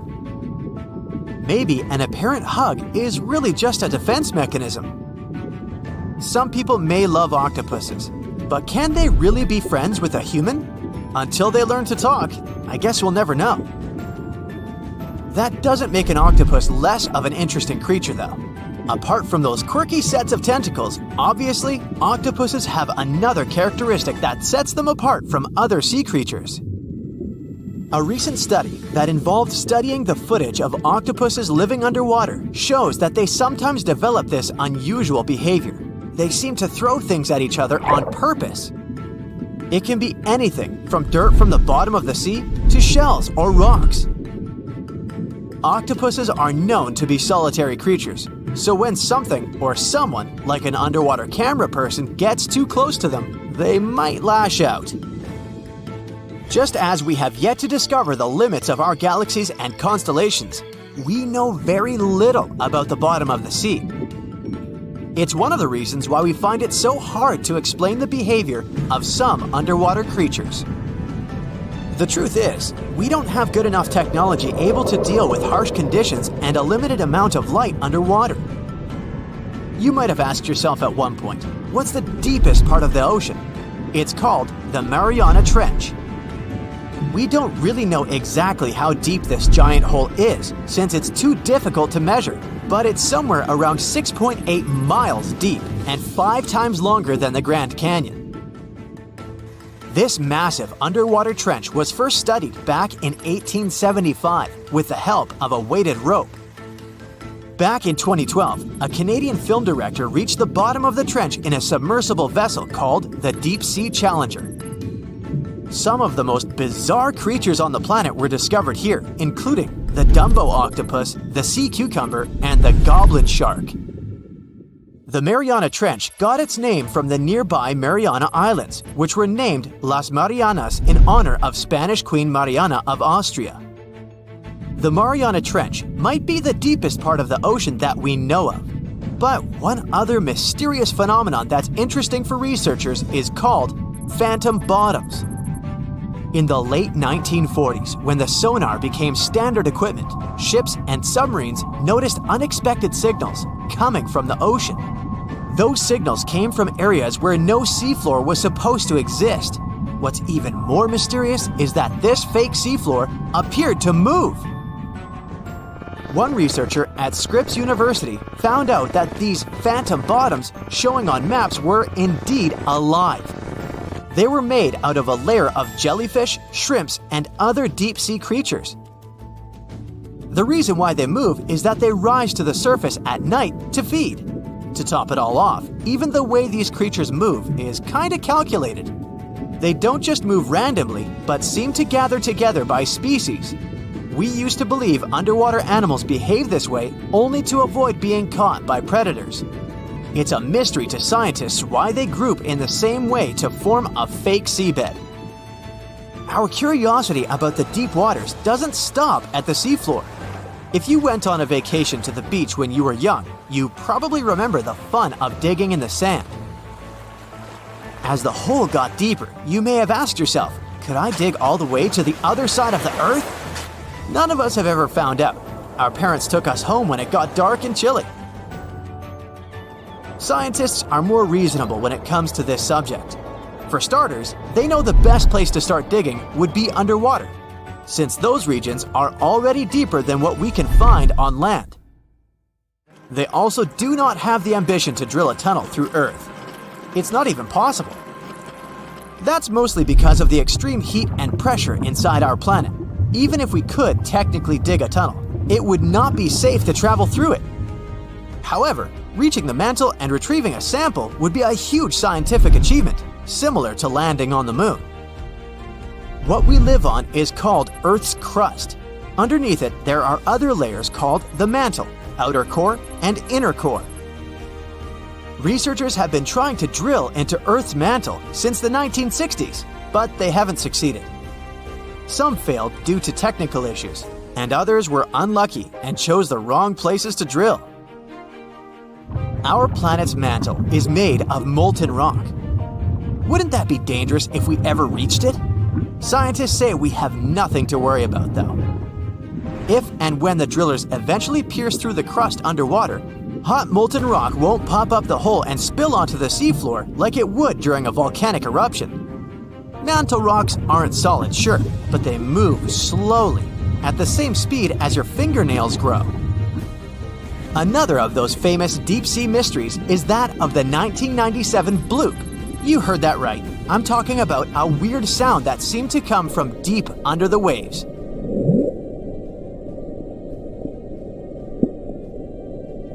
People heard it in the South Pacific. No one had ever recounted a sound like that before. Some thought it must have been emitted by a strange creature living deep in the ocean. It didn't help that the noise came from a location mentioned in a story by famous writer H.P. Lovecraft. In his story, it was a creature called Cthulhu that lived there.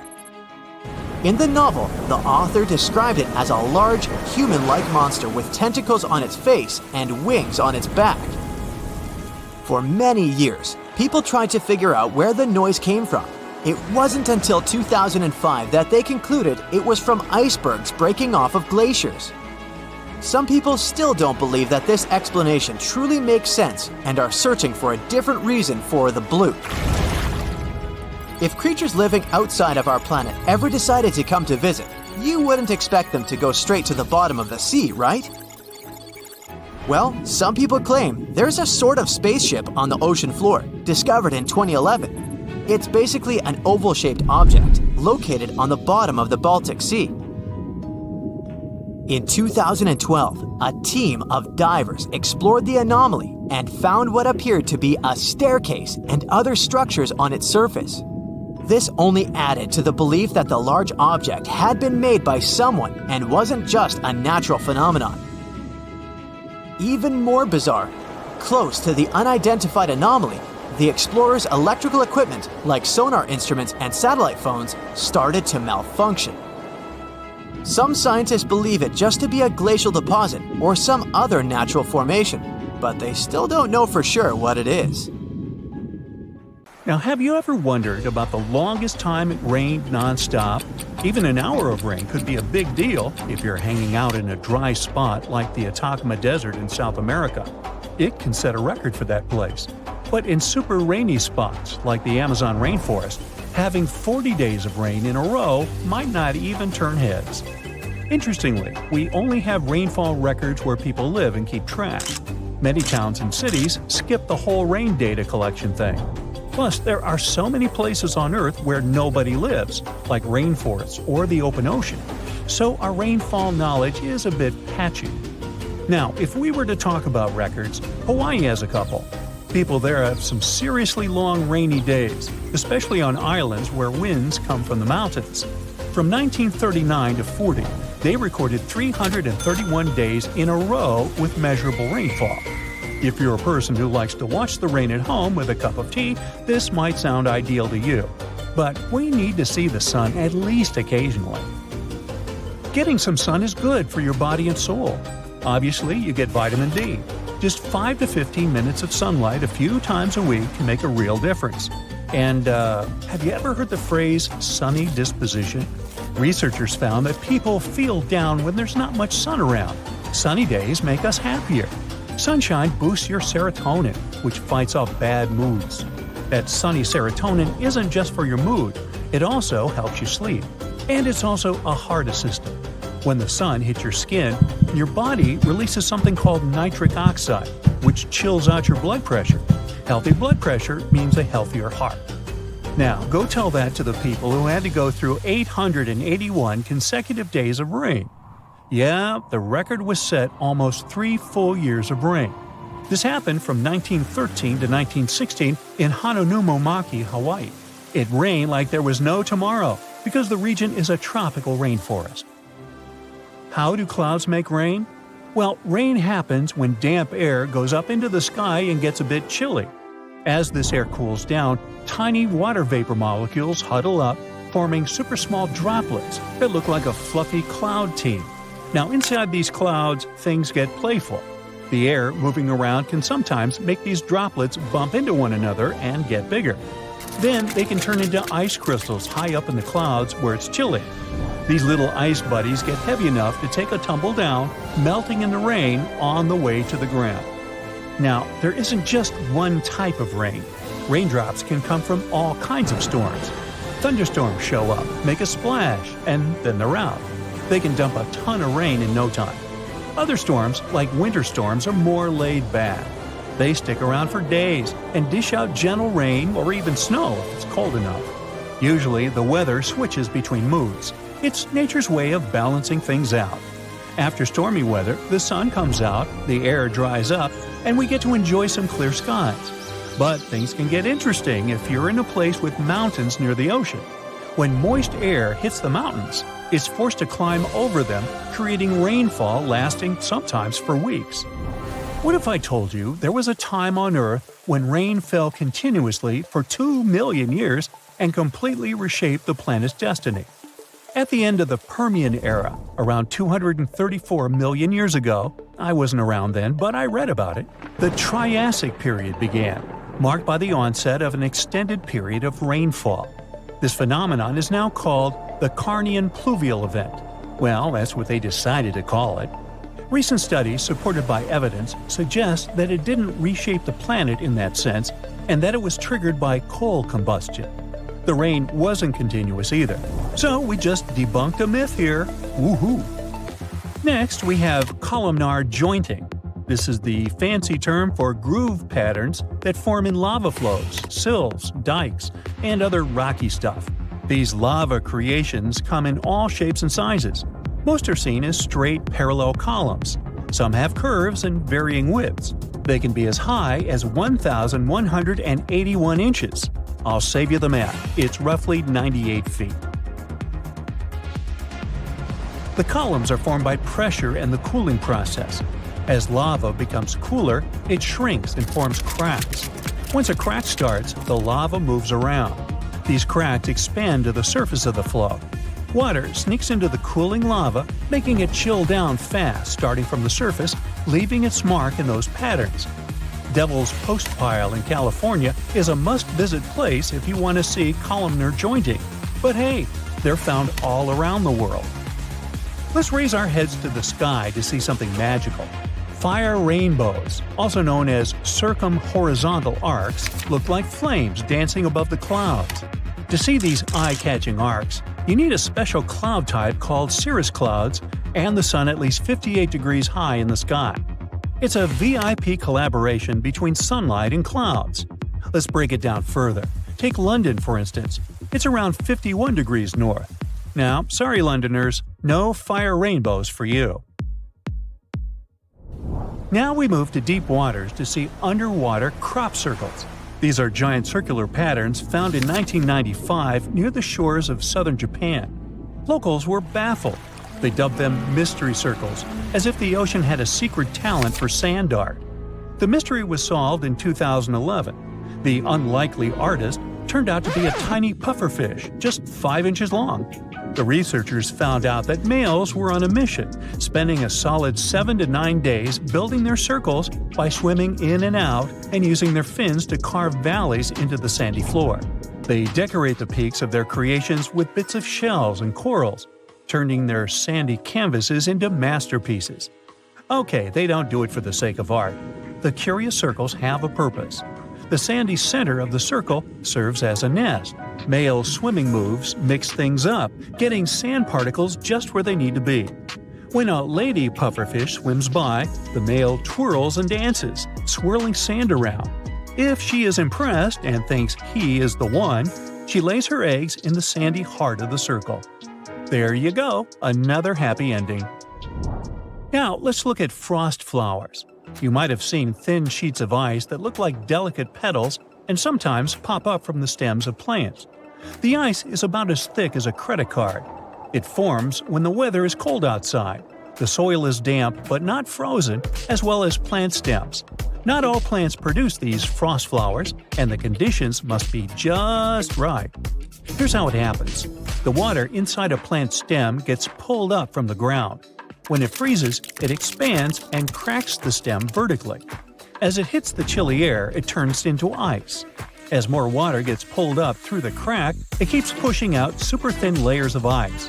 Whether a frost flower looks like a narrow ribbon or a wider one depends on the length of the crack. And the way it curls and shapes itself into these petals is random, or the reason might lie in the difference in friction along the sides of the crack. These frost flowers are unique and delicate, and they don't last long. They melt or just disappear quickly. To spot them, keep an eye out for tall grass, especially in places that don't get mowed much. Pay attention to purple ironweed, blackberries, and wing stems. Oh wow, there's a hole in the bottom of the ocean! It seems that the ocean has a leak. But it's not like a leak you would expect, where water is flowing out. It's more like a spring since water is flowing in, not out. This unique leak is something we know as Pythia's oasis. A grad student was the one who accidentally discovered it. He noticed bubbles that were rising to the surface. Normally, bubbles in the ocean tell us there might be some hydrothermal vents, which are hotspots for some pretty cool things. These vents are actually like hot springs on the seafloor, but instead of bubbling with warm water, they release a fluid that has been superheated in the crust of our planet.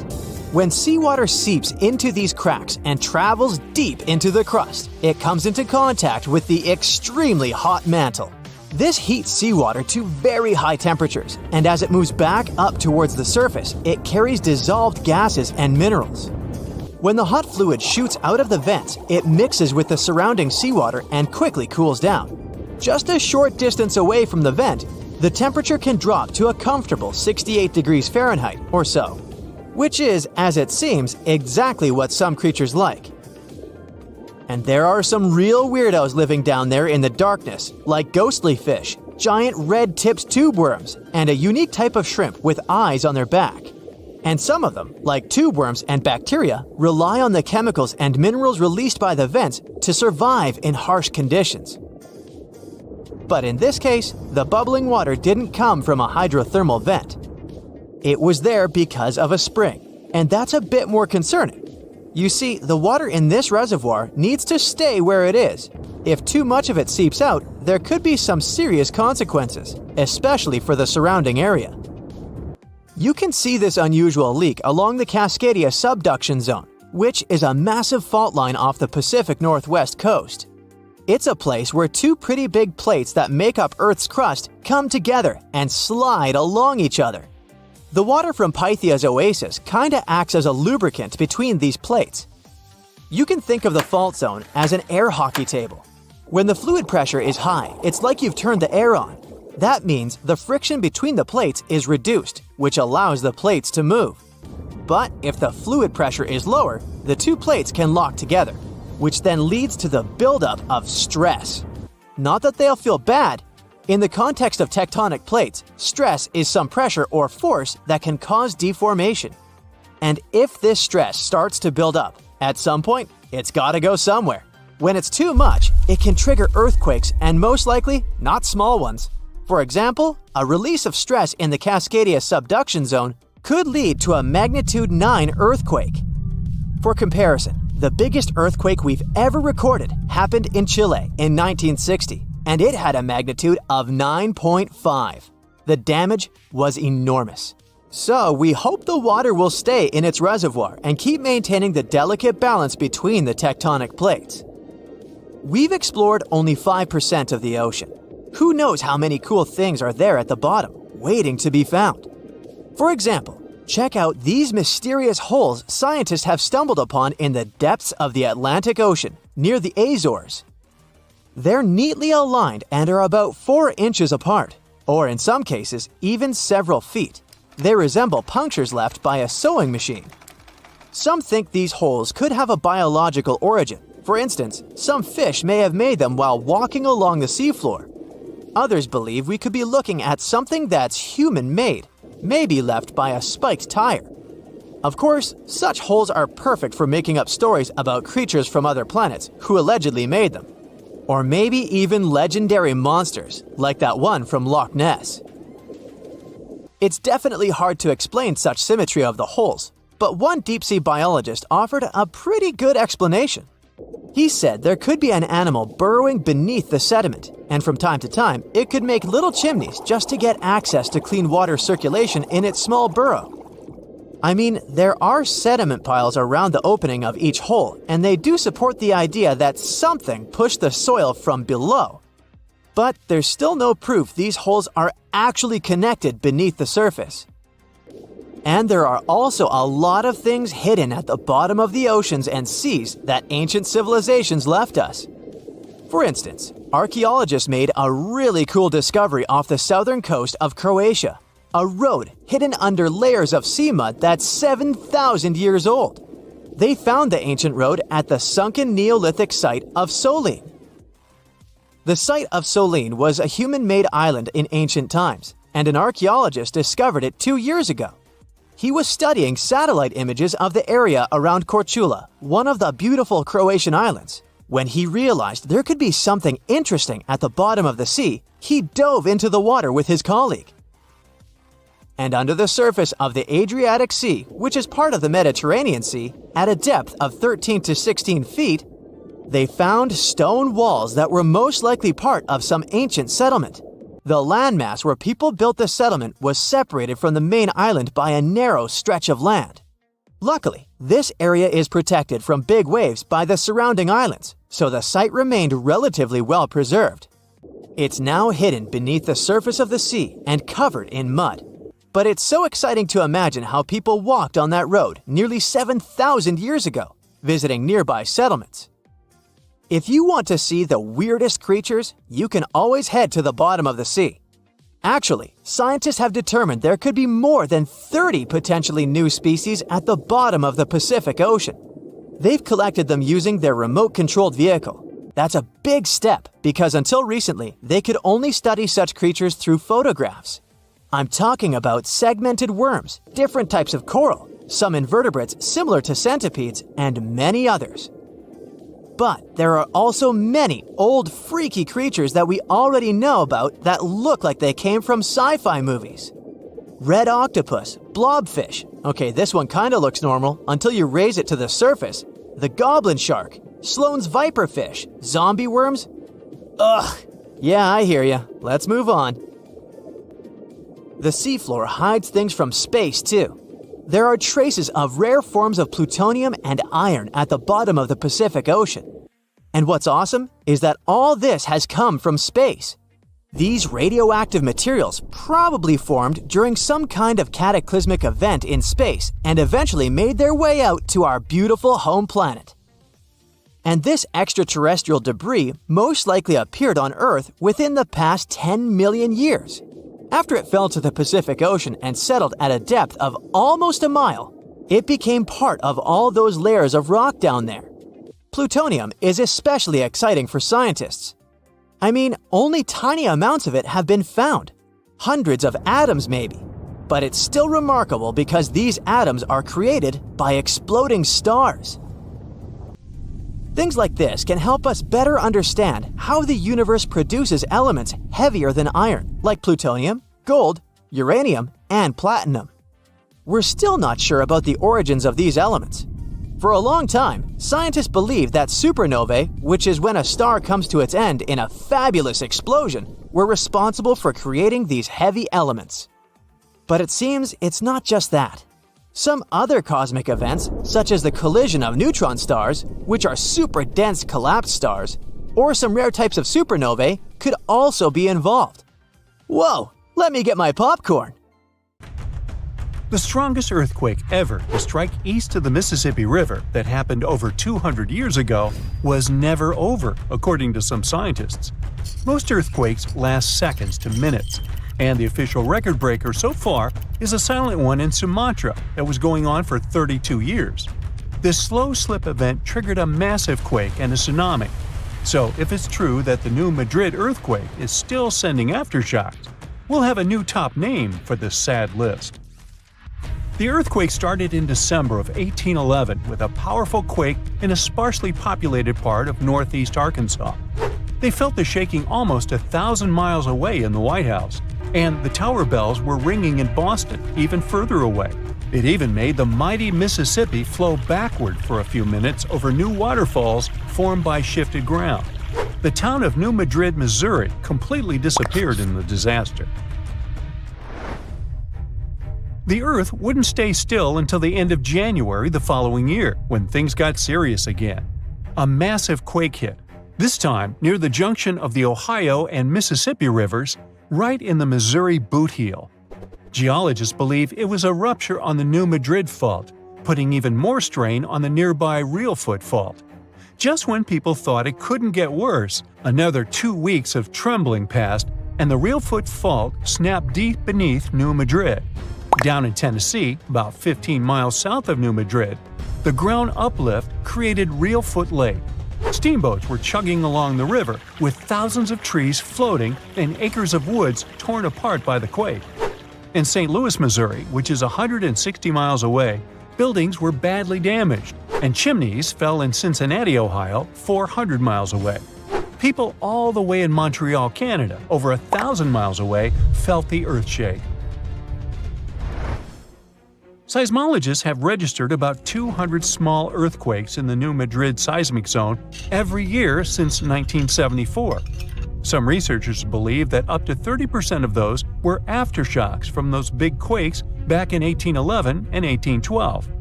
In parts of the U.S. where there's not much tectonic action going on, these aftershocks could keep rumbling for years, maybe even centuries, after the big ones hit. Aftershocks are the Earth's way of releasing all that built-up stress from the main quake. When the ground shakes from the first earthquake, it puts a lot of pressure on the rocks nearby. And when those rocks can't take it anymore, they crack, causing even more shaking.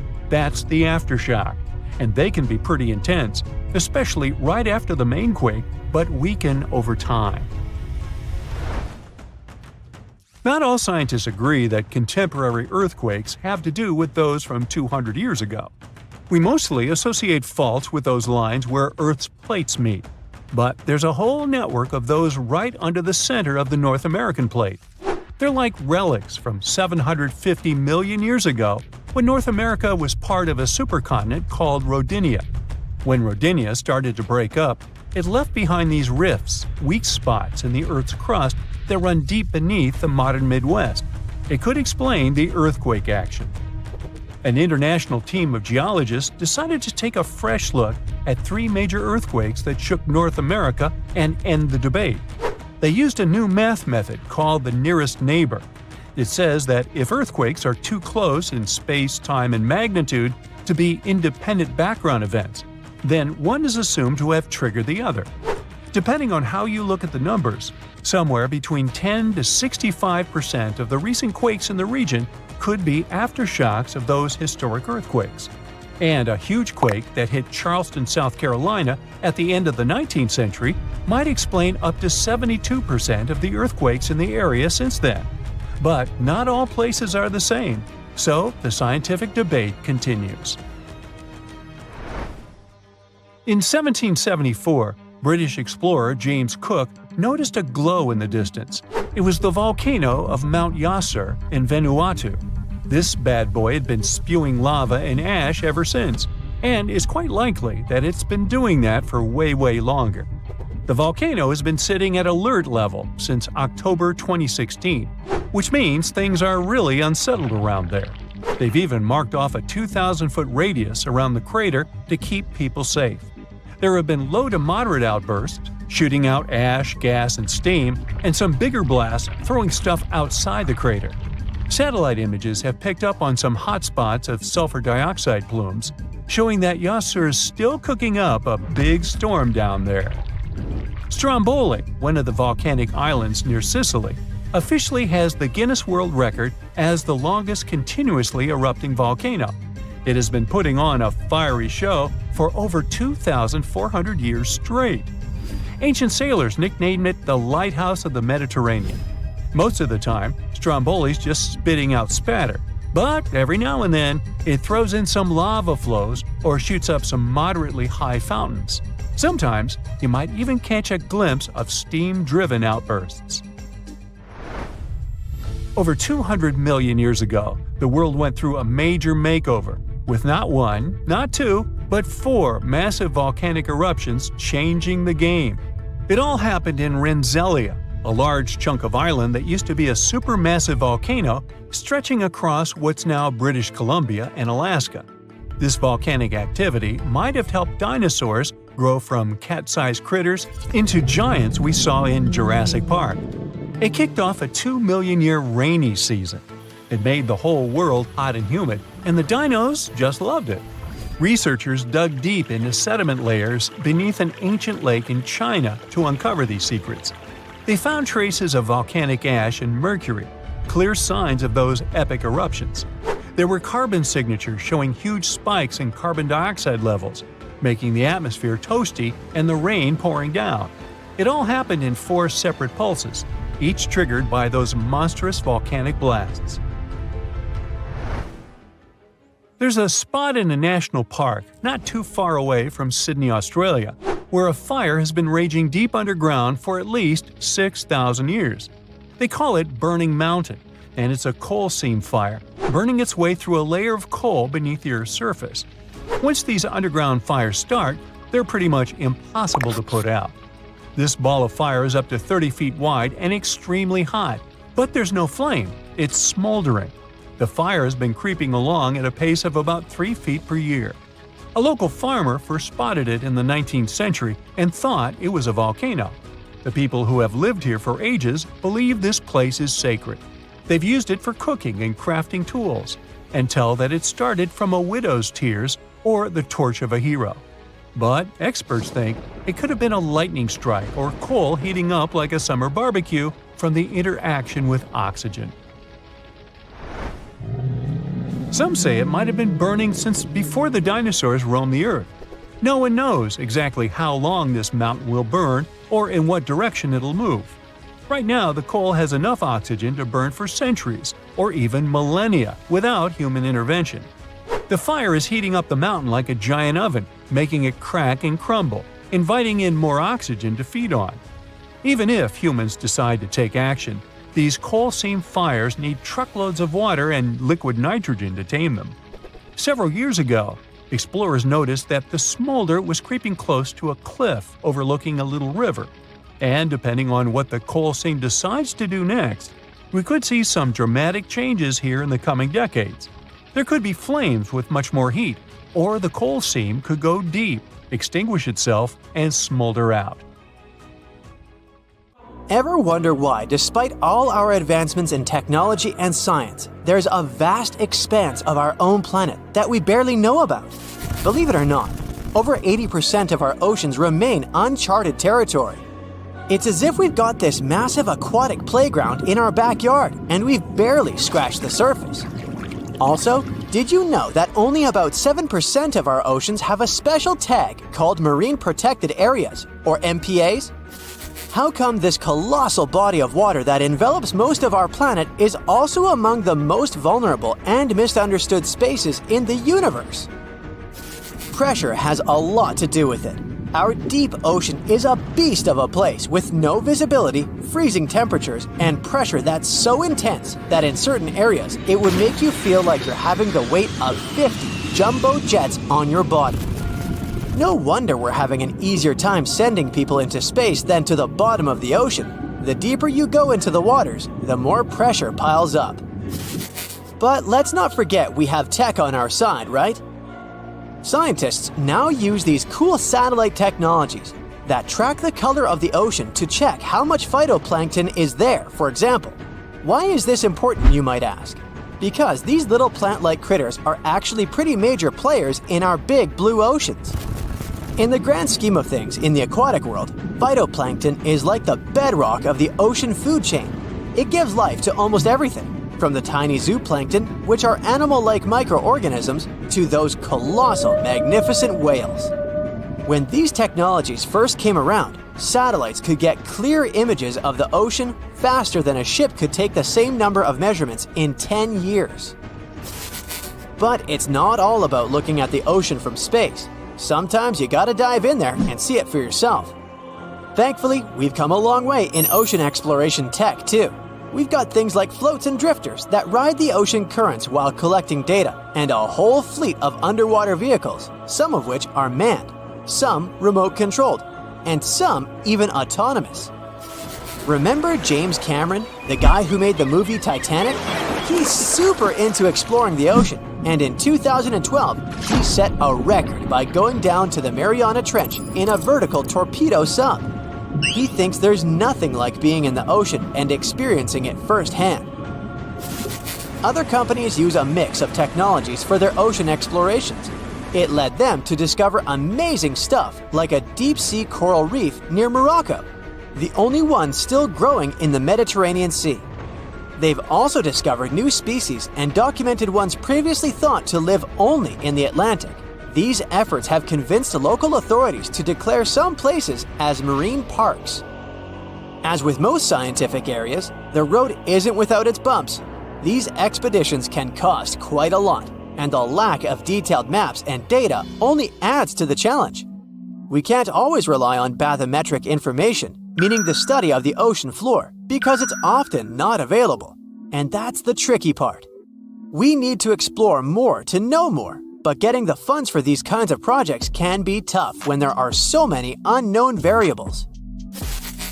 One particular company's explorations have helped protect nearly 4 million square miles of ocean so far. The data they collect during their expeditions is invaluable.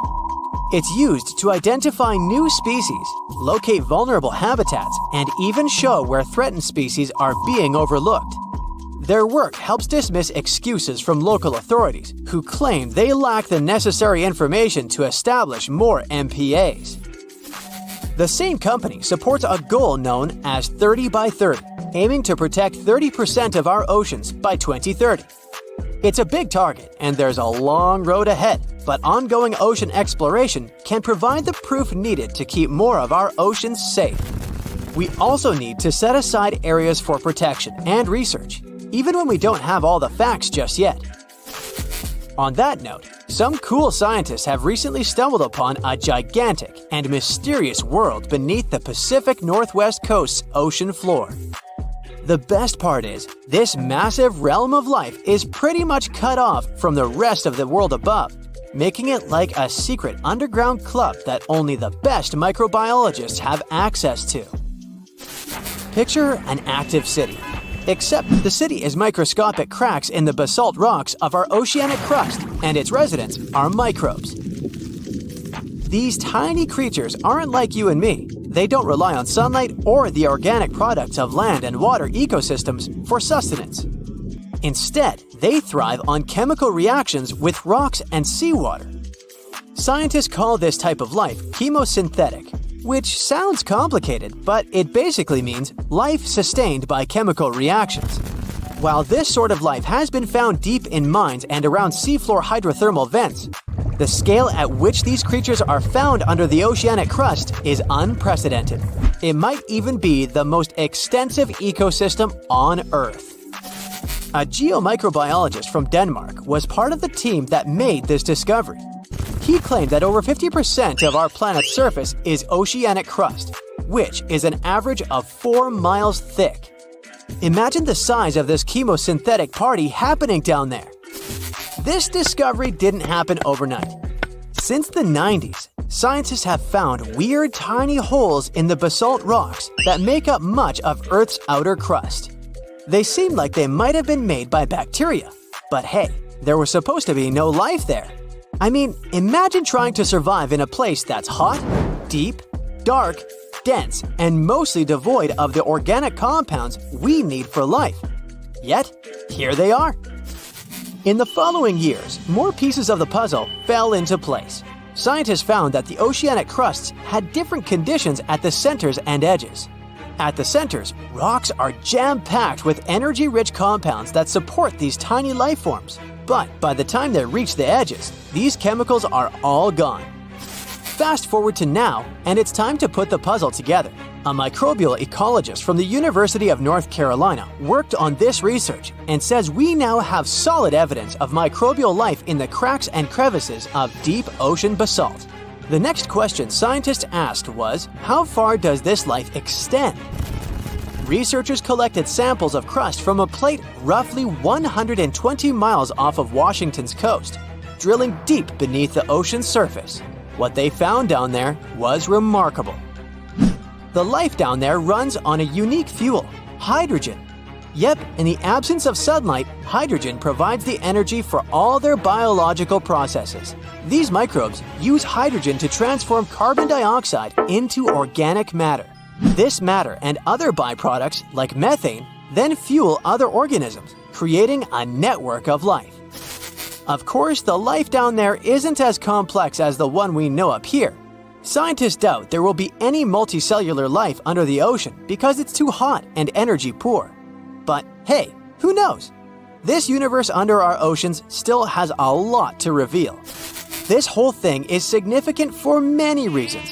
First, it confirms that life can exist in places without oxygen, which changes our perspective on where we can find life. This makes us wonder if life could exist under similar conditions on other planets, where surface conditions might be too harsh. The implications on Earth are also profound. If a large portion of life exists in the oceanic crust, then our understanding of life on our own planet could be completely changed. This exciting discovery stretches our understanding of life and prompts us to keep exploring the mysterious depths of our oceans, pushing the limits of our understanding. NASA is also in on the whole deep sea exploration project. Why? Shouldn't they be preoccupied with outer space? Because they're hoping to find hints about what the oceans on other planets might look like. NASA specialists are really hopeful that by unearthing underwater secrets, we can solve some of the big questions about space. Plus, they're testing some nifty equipment for future journeys across our solar system. How would you describe the shape of the planet we live on? It's definitely round, but it's not a perfect sphere. Because of the force of Earth's rotation, it's slightly flat on the north and south pole. But there's more to it. The planet's rotation causes its sides to bulge outwards. The best term to describe our home planet is ellipsoid. Earth is nothing more than an oversized lumpy potato. These are the words of Atraji Ghosh, a solid Earth geophysicist from Bangalore. She and her team have been studying something called the Indian Ocean Gravity Hole. Sounds like the scenario for a science fiction movie, but it's very much real. We think of gravity as something consistent. If you drop a pen from your hand in Los Angeles and in Perth, they're going to fall to the floor at the same time. Well, this is not completely true. Gravity is connected with the mass of a celestial body. Astronauts on the surface of our moon don't walk, but move in hops. That's because Earth weighs 81 times more than the moon. Less mass means less gravity. Earth is more massive, so it has a stronger gravitational pull. But there's a catch. All this mass isn't distributed evenly across the planet. As a result, gravity varies as well. NASA has been mapping Earth's gravity field since 2002 using twin GRACE satellites. The maps they produced show where gravity is stronger and where it's weaker. Mountain ranges such as the Himalayas contain a lot of mass. This means they generate a stronger gravity field. The opposite happens in ocean trenches. The deepest of them is the Mariana Trench in the Pacific Ocean. You could almost stack 2 Mount Kilimanjaros inside it. The low concentration of Earth's mass below it means that the gravity field here is weaker. Places on the globe where huge chunks of mass are missing are called geoid lows. A geoid is an imaginary surface that follows the outline of sea levels around our planet. Imagine the Earth without any land. That shouldn't be too hard since the nickname of our home is Blue Planet. Now draw a curvy line along the surface of the oceans, and you get a geoid. In reality, the line stretches across oceans, as well as land masses. Scientists use this imaginary line to calculate the depth of tremors or objects that occur underground. When the wavy line goes down, that's a geoid low. The biggest of them sits at the bottom of the Indian Ocean. The first to discover it was a Dutch geophysicist in 1948. He was performing a gravity survey from a ship. The man noticed that sea levels dipped over 320 feet below the global average. The gravity hole got the official name Indian Ocean Geoid Low. It spans well over 1 million square miles off the southern coast of India. If you went out at sea in the middle of the gravity hole, you wouldn't notice much, just an endless ocean as far as the eye could see. The only way to measure the dip in gravity is through extensive geophysical measurements and calculations. The concept of a gravitational hole existed for nearly 2 centuries in the scientific community, but researchers could study it in high detail only after satellite measurements became possible in the late 20th century. A team of Indian scientists was determined to explain the anomaly that had been puzzling geologists for decades. They used supercomputers to simulate the seismic activity that formed our planet. A total of 19 simulations revealed how tectonic plates moved across the span of over 140 million years. This was during the Cretaceous period, the time when T-Rex roamed the Earth. Nearly a third of the possible scenarios produced a geoid low, similar to the one in the Indian Ocean. The most important factor in these models was the presence of magma plumes. These are places inside the Earth's mantle, where lava flows upwards. The mantle sits between the planet's outer core and the thin crust we walk upon. The magma in the mantle plume is hotter than the surrounding rocks. The heat it generates melts and thins the crust. This creates hotspots that are brimming with volcanic activity. Yellowstone National Park and the Hawaiian Islands sit atop such hotspots. The Indian team of scientists linked the presence of magma plumes to the formation of the geoid low. Their source was an ancient ocean that disappeared tens of millions of years ago. It was located where the Himalayan mountain range sits today. Evidence of this lie in the marine rocks researchers found on the world's tallest mountains. The oceans ceased to exist when India's landmass separated from the supercontinent called Gondwana. It drifted north and merged with the rest of the Asian continent. At the time, the Eurasian supercontinent was called Laurasia. The Indian tectonic plate went down inside the mantle. It ended up under the African continent. This landmass contained a lot of crystallized material which was quite dense. When the sinking plate of the former ocean reached it, plumes of magma spilled out. As a result, low-density materials ended up closer to Earth's surface. Density is used to calculate mass, and if you remember our lesson in physics from the beginning of the video, less mass translates into a weaker gravity field. Scientists believe this is how the geoid low in the Indian Ocean formed some 20 million years ago. At this point in prehistory, the Earth looked a lot like it does today. There were vast grasslands, and whales swam in the seas. Geophysicists who created the computer model cannot tell for sure what will happen in the future. Ghosh thinks it's possible that the gravity hole in the Indian Ocean will remain in place for a long time. But plate movements can also cause the anomaly to fully disappear in the coming eons. Earth's tectonic plates are constantly shifting. They define the shape of our continents and oceans. Experts study plate movements to get a picture of how our world looked millions of years ago. However, telling Earth's geologic future is much more complex. The gravity hole in the Indian Ocean is the biggest, but it's not the only one in the world. Other areas with low gravity include the island of Cuba and the Bahamas.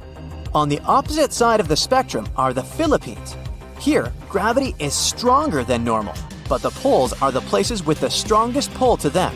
They are the closest to the center of the Earth. If you stand directly on the North or the South Pole, you are 3,950 miles from the planet's core. At sea level on the equator, this distance increases by more than 13 miles. Earth's gravitational field also has an effect on your weight. At the equator, you weigh 1% less than you do on the poles. The South Pole is maybe more suitable for this experiment because there is actually ground there. But gravity is the strongest at the North Pole in the middle of the Arctic Ocean.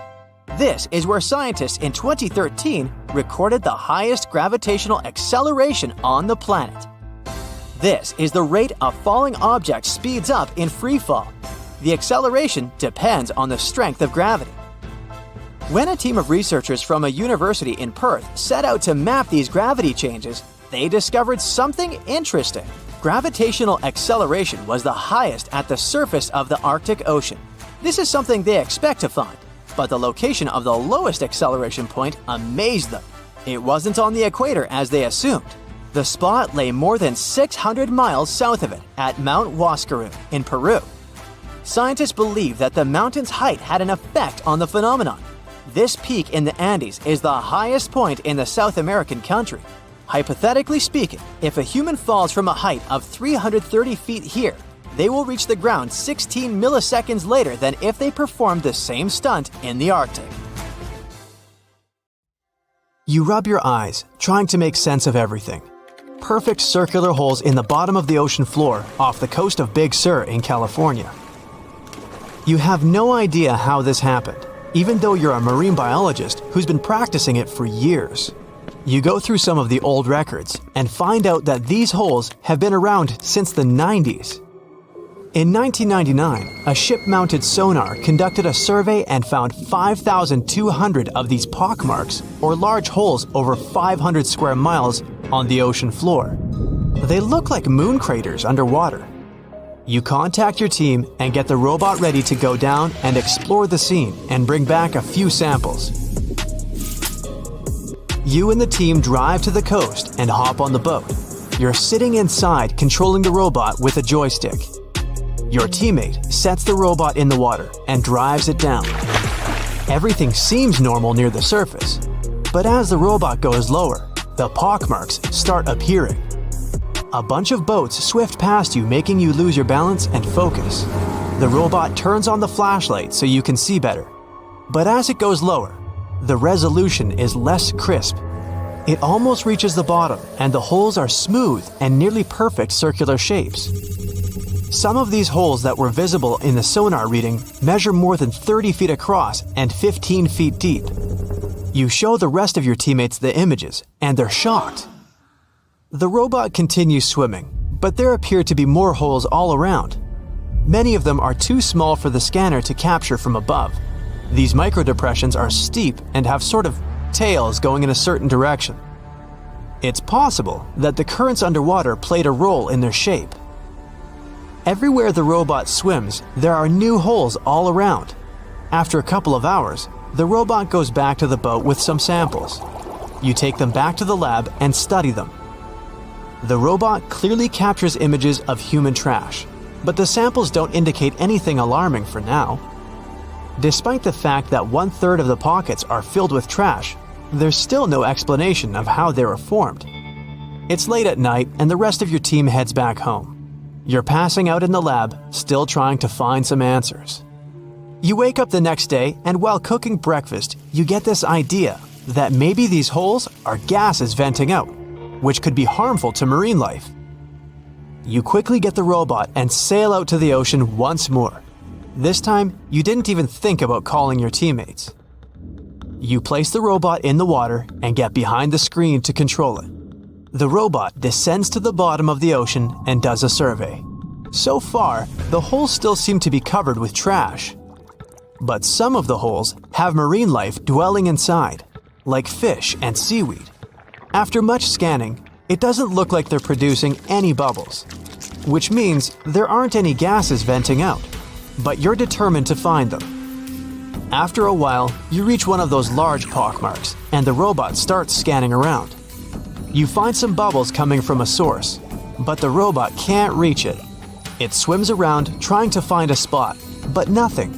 You bring the robot back to the lab and work on it. You attach some mechanical arms on it that can lift things and move them. You bring the robot back down to the same spot, but the bubbles aren't as frequent as before. You use the arms to move some of the trash and find out that the bubbles are being produced by a group of crabs chilling next to a pile of plastic. Bingo! The bad news is, you still don't have a clue why the microdepressions and pockmarks exist. As you try to control the robot to go back to the surface, an octopus wraps its tentacles around it, pulling the robot down. You struggle with the controls and push it to maximum power, but the suctions of the octopus are too strong to break off. It's a game of tug-of-war with the octopus and your robot. It takes the robot under a pile of trash, thinking it's lunch. But you use the arms to maneuver the robot out and swim back to the surface. You go back to the lab even more confused. The robot has collected more samples for you to study. Your eye is glued to your microscope, trying to figure out what's going on, but nothing. You decide to do a carbon dating test to determine how old these holes are. After a while, you check out the results and are even more stunned than before. They show that the holes are around 400,000 years old, so it's likely that human trash wasn't the cause for all this. You pull many all-nighters trying to figure out the truth. You gather your team once more and hold a small press conference about this. You claim that this may be something we should be extremely worried about, but you still can't tell them more than what you know. With all the brain work put together, you find out that the large pockmarks haven't changed or been active for more than 50,000 years. The newer holes were most likely created by human trash settling in the bottom of the ocean floor. The marine life gathered some of this trash like plastics and discarded fishing gear and created homes for themselves. This is why around 4,500 of the holes are newer and have trash in them. But it still doesn't answer why the holes appeared in the first place. You're back to square one. The only way to see what's really going on is to clear up the trash from underwater and study them. The story makes headlines in the local community and catches the attention of a cleanup crew. You organize a trip to the ocean and begin the extraction of all the trash. Many cleanup boats arrive and everyone drops down a net to collect the trash. You send down the robot once more to make sure the nets are hitting the right spot. As most of the trash is being collected, many marine life animals scramble and try to find a way to escape.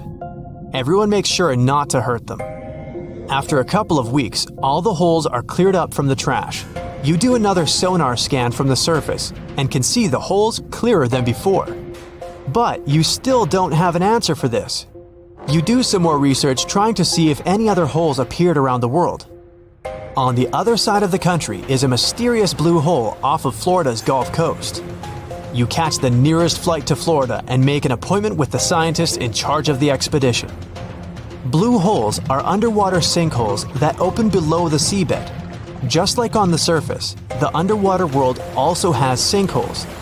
This one is called the Green Banana and is 150 feet below, and the hole is 435 feet deep. You dive with some special gear with the rest of the team to a barren ocean floor, and the hole is right there in front of you, looking like an oasis in the desert. You and the rest of the scientists are surprised by the diverse marine life dwelling within. Some sea turtles swim past you, and even sharks. These ones don't harm humans. Halfway through, you reach a narrow path, which makes it difficult for humans to pass through. But everyone is careful. There are corals, sponges, mollusks around the corner. You collect some samples and go back to the lab. Blue holes in general are richer in nutrients than barren lands and host plenty of unique marine life. They're quite common and don't pose any sort of threat to anyone. After making the connections, you don't think the holes off the coast of California have anything to do with blue holes. The mystery goes on. You step on the surface of the moon. It's unusual. You definitely feel lighter here, and it's easier to walk. You decide to check out that obsessive idea of yours, jump on Earth's natural satellite. And even despite your bulky spacesuit, you literally fly up into the air. Woohoo! Anyway, you continue your walk on the surface of the moon when you feel something strange. The ground under your feet is it shaking? It feels as if an earthquake has just started on the moon. But that's simply impossible. Or is it? Surprisingly, your gut feeling hasn't let you down this time. Moonquakes do exist. In fact, there are 4 types of moonquakes that are strong enough to be detected from a large distance. There are deep moonquakes occurring more than 430 miles below the surface. Then there are meteoroid impacts. Thermoquakes occur when the frigid lunar crust expands. It happens when the morning sun illuminates the satellite after a 2-week-long deep freeze lunar night. And there are also shallow moonquakes. They're the only ones that are similar to earthquakes on our planet. Shallow moonquakes happen 12 to 19 miles below the surface, and they're the most powerful and dangerous. Between 1972 and 1977, the Apollo seismic network recorded 28 such moonquakes, and some of them measured more than 5 on the Richter scale. On Earth, such an earthquake is strong enough to crack plaster and move heavy furniture. Plus, shallow moonquakes are very long-lasting in compared to earthquakes. Once they get going, they can continue for up to 10 minutes. As for the average earthquake, it typically continues for 10 to 30 seconds. Scientists are still not sure what causes shallow moonquakes, and even where exactly they occur. One of the theories is that moonquakes happen at the rims of large, relatively young craters that probably slump from time to time. Interestingly, the Moon and Earth aren't the only places where earthquakes occur. No, scientists have recorded quakes, tremors, vibrations, and shakes in other regions of our solar system too. Let's take Mercury, for example. A few years ago, scientists discovered that this planet was shrinking, and that's why it seems to be so tectonically active. Or Venus. This world is a tectonic puzzle for experts. At the moment, Venus has no tectonic plates, and it might have never had them. But its surface has folds and faults and looks as if it could have tectonic plates.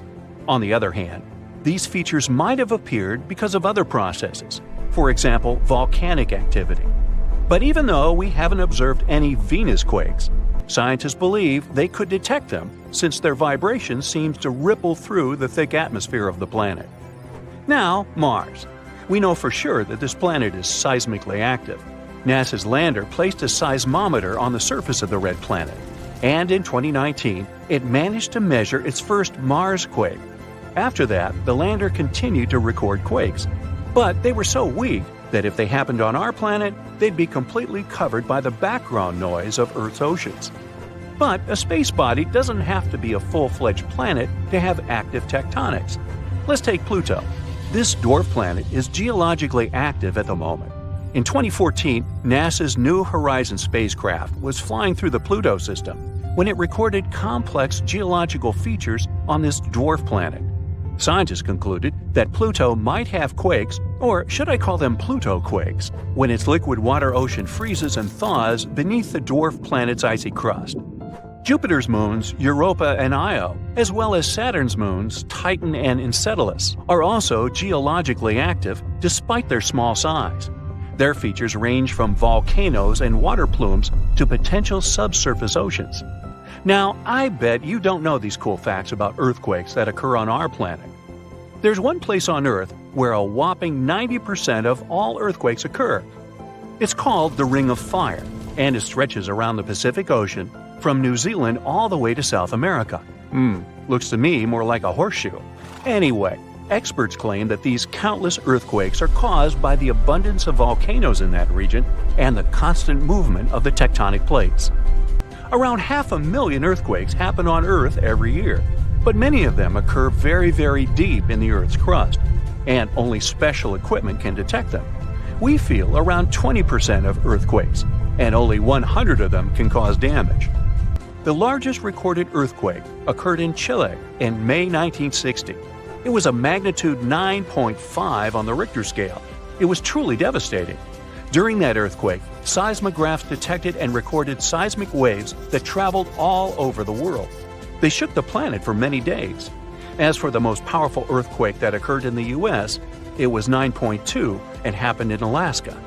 By the way, Alaska, along with California, is the most earthquake-prone state in the U.S. and one of the most seismically active regions in the world.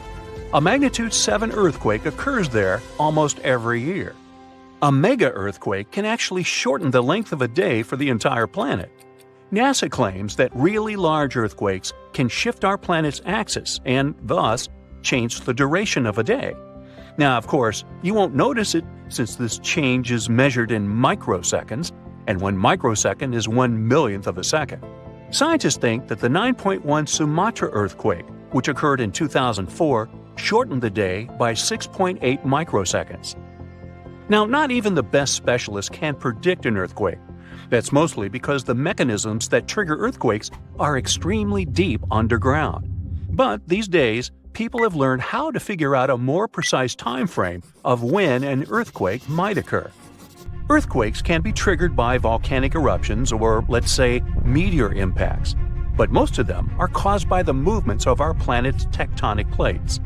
Earth's surface consists of 15 to 20 constantly moving tectonic plates. Pressure increases when they shift, and this can make the crust of our planet break. San Francisco is moving toward Los Angeles right at this moment. The speed of its movement is about 2 inches per year. That's as fast as your fingernails grow.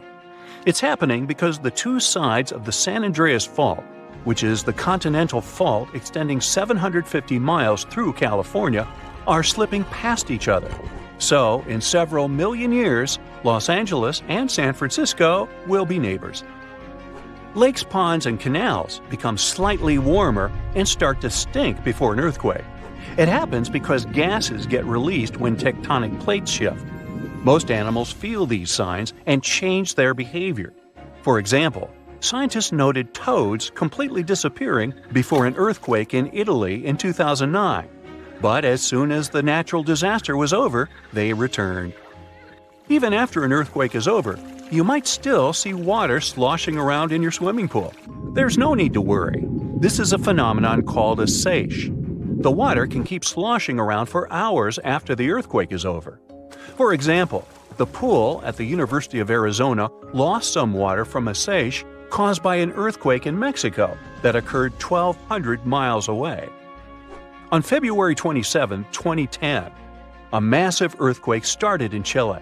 It measured 8.8 on the Richter scale. As a result, Earth's crust in that region was ripped so dramatically that a city called Concepcion moved 10 feet to the west. Another earthquake resulted in the tallest mountain in the world, Everest, shrinking by 1 inch. It happened in 2015 when a magnitude 7.5 earthquake caused several Himalayan mountains to decrease in size. The Japanese used to believe that earthquakes were caused by namizu, a giant catfish that lives submerged in the mud under the Japanese islands. The fish would thrash about, causing seismic activity. As for the ancient Greeks, they were sure that a powerful sea deity, Poseidon, produced earthquakes by hitting his trident against the earth when he was angry. According to Hindu mythology, 8 elephants hold Earth in place. They are, in turn, balanced on the back of a ginormous turtle, standing on the coils of an even larger snake. And every time any of these animals moves, an earthquake occurs. Scientists discovered the largest water reservoir in the Oregon Cascades. It's hiding underground, holding more than twice the water volume of Lake Mead. Let me specify. It contains at least 19.4 cubic miles of water, which is almost 162 trillion bottles of water. If you drank 1 bottle a day, it would take you around 444 billion years to finish your stock. No wonder this underground aquifer discovery is so awesome. The Cascade Mountain Range, which contains the largest aquifer on Earth, stretches about 700 miles from Northern California to British Columbia. The high Cascades in Oregon have younger volcanic rocks, around 8 million years old. The Western Cascades are much older, 45 million years. They boast deep canyons and valleys. Scientists study the transition zone between these two areas to understand how water moved through volcanic rock and how volcanic processes had evolved over time. In the process, researchers measured rock temperatures at different depths. That's when the underground aquifer discovery happened. Normally, deeper rocks should be hotter because it's closer to the Earth's interior. But, to everyone's surprise, in several areas, the temperature stayed the same even at greater depths. Well, this was a strong clue that water was flowing through the rock and cooling it down. In other words, the Cascades function like a natural water tower, storing and slowly releasing water into rivers and streams. These geological water findings are important for two main reasons. First, it's our potential water source for the future. Such a massive amount of water stored underground could be an important resource. So far, we don't know how long it will remain in its current state and how resilient it's going to be to changes. So, we need more research to properly manage its use. Secondly, it affects volcanic activity. When water seeps deep underground and reaches magma, it instantly turns into steam, creating extreme pressure that can trigger explosive volcanic eruptions. Understanding how much water is stored in volcanic rock could help predict future eruptions and the risks they pose. Now, even though this discovery is exciting, there are still many unanswered questions. Like, how does this water move through the volcanic rock? Or how much of it is actually usable as a water resource? Since this underground reservoir depends on rain and snow, a series of dry years could cause big problems for both water supply and volcanic stability.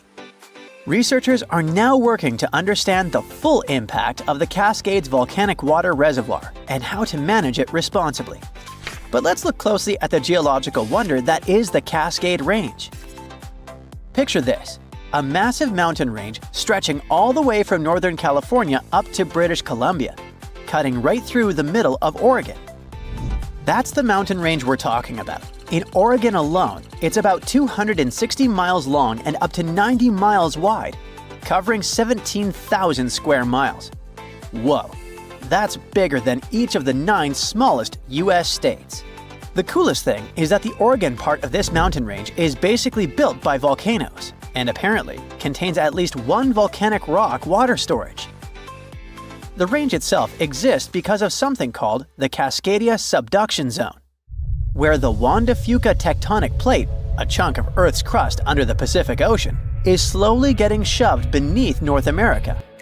As it sinks, the intense heat and pressure force water out of the oceanic rock. It lowers the melting point of the surrounding mantle and creates magma. That magma rises up and fuels the Cascade volcanoes. This is part of the Ring of Fire, the giant belt of volcanoes circling the Pacific. So, in a way, the Cascades are part of a much bigger volcanic system that's constantly shifting and changing. The Oregon Cascades are actually made up of 2 completely different zones, the Western Cascades and the High Cascades, and they look nothing alike. The Western Cascades are the older part. They formed around 45 million years ago. These mountains are rugged and deeply carved up by rivers.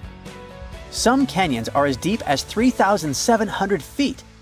This part of the range used to be volcanically active, but over time, erosion has taken over, reshaping the land.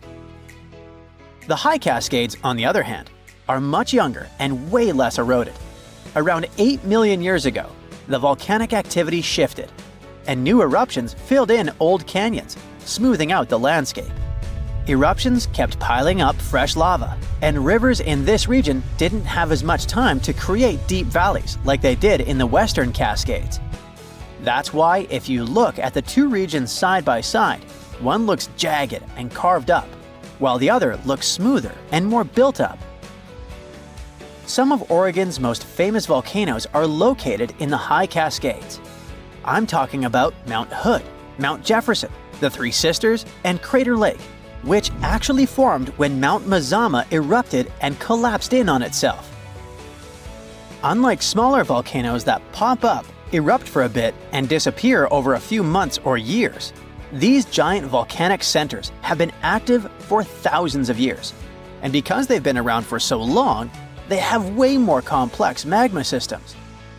They produce everything from basalt, which is a runny, fast-moving lava, to andesite, dacite, and rhyolite.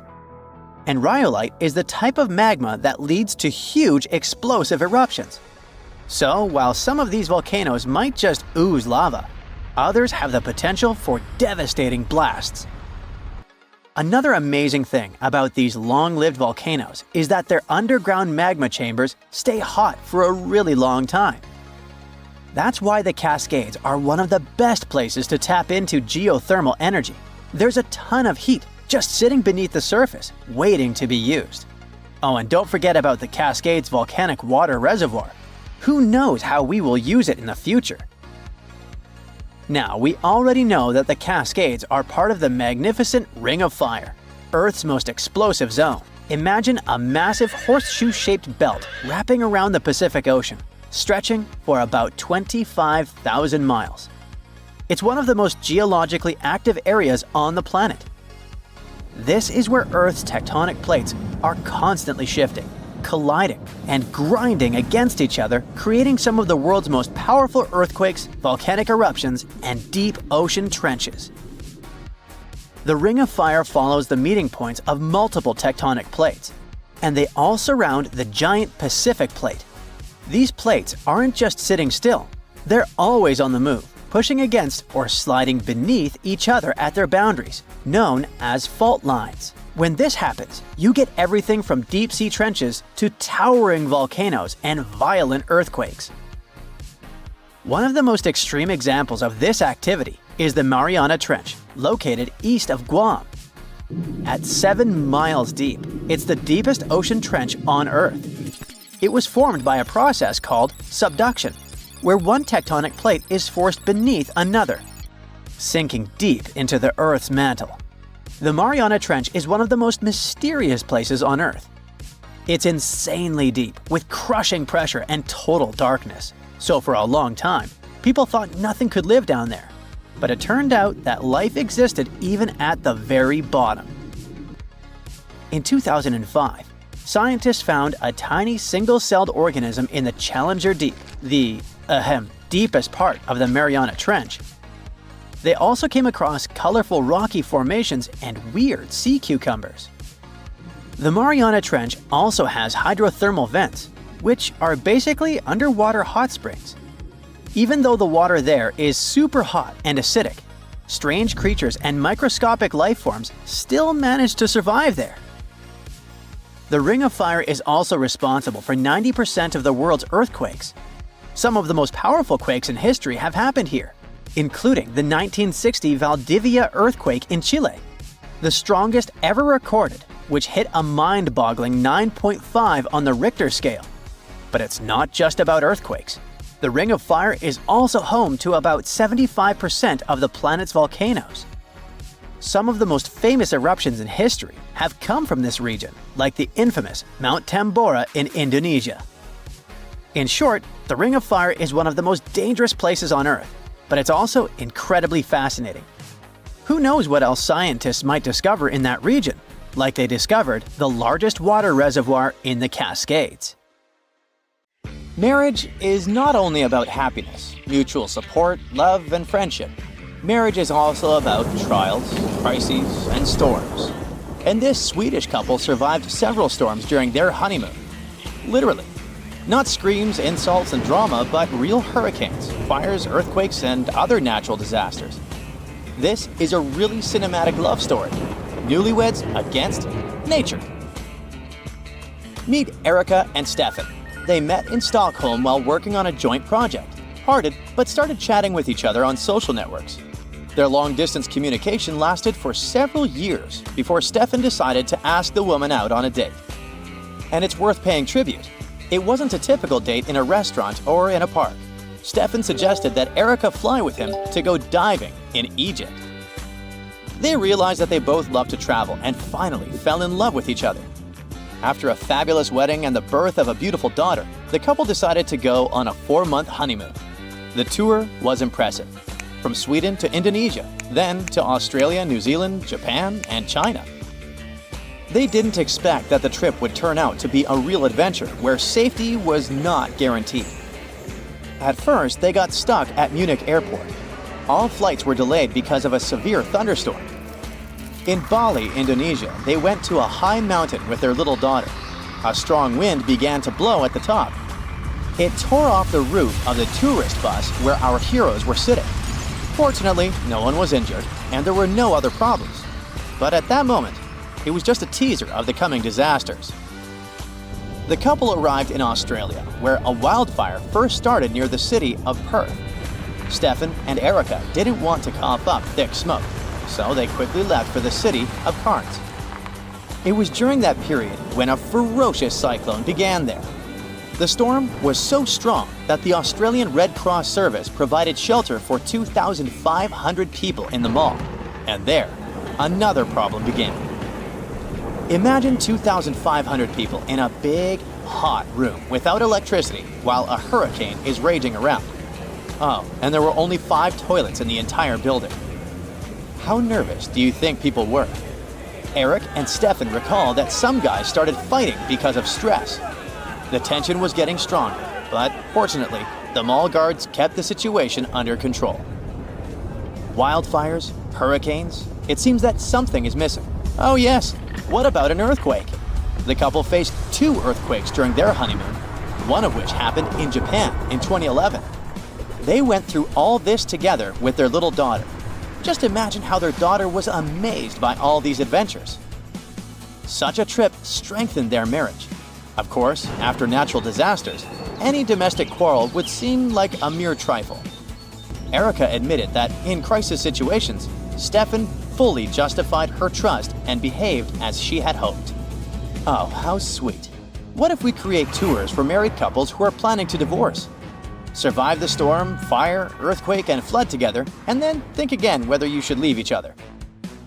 Imagine that you've gone through several natural disasters in your entire life. Now the question is, are you lucky because you've survived, or are you an unlucky person because you've run into such troubles? It depends on how you feel about it. For example, there's a woman, Dana Weiland, who lives in California. She has survived several disasters throughout her life and continues to smile. And more recently, she's faced another disaster, wildfires in her home state. But let's take it in order. In 2005, Dana Weiland lived in New Orleans, and if anyone doesn't know, that year, Hurricane Katrina destroyed many houses in this and other cities. Dana's house was no exception. According to her, the lower floor of the house was completely flooded with water. Of course, she had to give up everything and evacuate. Dana and her family drove to Texas to a friend's place for about 20 hours. 1 month later, Hurricane Rita arrived there, and Dana and her family evacuated again. It looked as if nature was following her around, but our heroine was not one of the timid ones. Several years later, she faced another disaster, Snowmageddon. This was when a huge amount of wet, cold snow flooded cities and roads. Strong wind, blizzard, and endless snowfall. All traffic stopped. The lights turned off. The streets were empty. Dana sat for 11 days without electricity during this snow apocalypse. And after all these disasters, she got the exact opposite of snow. Wildfires in her hometown of Lake Arrowhead in San Bernardino County. Let's hope that this time, everything will be fine with her again, and she will meet any adversity with a smile on her face. Have you heard that lightning doesn't strike twice in the same place? Can it hit the same person twice? What if it strikes the same guy 7 times in a few hours? This is not a movie plot in a tragicomedy genre. This is the real story of Roy Sullivan, a man who got into the Guinness Book of Records for the number of lightning strikes survived. There are more than 8 million lightning strikes on Earth every day, which is about 100 strikes per second. But even so, the probability of getting struck is extremely low, 1 chance in 10 million. For Roy Sullivan, these chances were too high. For his strange record, people nicknamed him the human lightning rod. For the first time, lightning struck him in 1942, when Roy was on a watchtower that didn't have a lightning rod. A bright flash of light and a powerful current discharge scarred the man, but didn't cause crucial damage to health. The next accident occurred in 1969, when lightning struck a tree near the road. The lightning passed through the tree to a car. Guess who was driving this vehicle? Roy lost control and almost drove off a cliff. Fortunately, he stayed alive again. Okay, the first time he was on the tower during a thunderstorm. The second time was on the road next to a tree, and as we know, lightning often strikes trees. This meant Roy was in a potential risk area every time. But the third time happened in his front yard. Lightning struck the transformer and caught his shoulder. The fourth time happened in 1972. Lightning struck Roy while he was working. From that moment on, the man began to suspect that this natural phenomenon was somehow attracted to his body. Maybe it was a curse, or maybe everything could be explained from a scientific point of view. A year later, lightning struck him for the 5th time. A thunderstorm started that day. Roy decided not to try his luck again and hid in his truck. And so, when the storm calmed down, Sullivan got out of the car and bam! Another lightning strike. There were 2 times left before the record. They occurred in 1976 and in 1977. Roy's bad luck spread to his wife. One day, lightning struck her too. It didn't hurt her, but scared a lot. So far, no one has broken Ray's record, but obviously, people haven't tried to do that. Okay, lightning, fires, snowstorms, hurricanes, and earthquakes. But how about tsunamis? Unfortunately, this is one of the most terrible and devastating disasters on the planet. If you survived it, you're definitely lucky. Zarul Fuadi from Indonesia survived these devastating water disasters twice. The first occurred in Indonesia in 2004. And the second happened a few years later during an earthquake in Japan. During the second time, Zarul was in the building on the 3rd floor and felt a jolt. He was shocked and immediately remembered the tsunami he had experienced before. The tsunami hit the city, but our hero and his family survived. After this double trouble, he decided to move to his homeland, Indonesia. Despite the terrible events, Zarul looks at what happened calmly. Any catastrophe can happen to any person at any moment, but it doesn't mean you should live in fear forever. So, he focused on the bright side of life. Rocks rolling down the slopes of a rumbling volcano, pushing other bigger rocks on their way, and eventually tumbling down into the ocean in a humongous cascade, causing a wave the height of which the world's never seen before. This is what might happen if the Helena slump of the Hawaiian Big Island falls off into the water. The Kilauea volcano is far from dormant. The latest eruption occurred in 2018. Its eruptions are usually accompanied by earthquakes of different magnitudes, and with each quake, the magma rocks on the slopes of the volcano shift down. These rock formations are called slumps, and the Helena slump is the most notorious of them all. In 1868, the shift of this slump caused a tidal wave rising as tall as 60 feet. But what's most troubling is that some 110,000 years ago, a landslide here led to one of the most powerful earthquakes ever, which in turn led to a mega tsunami of over 1,000 feet in height.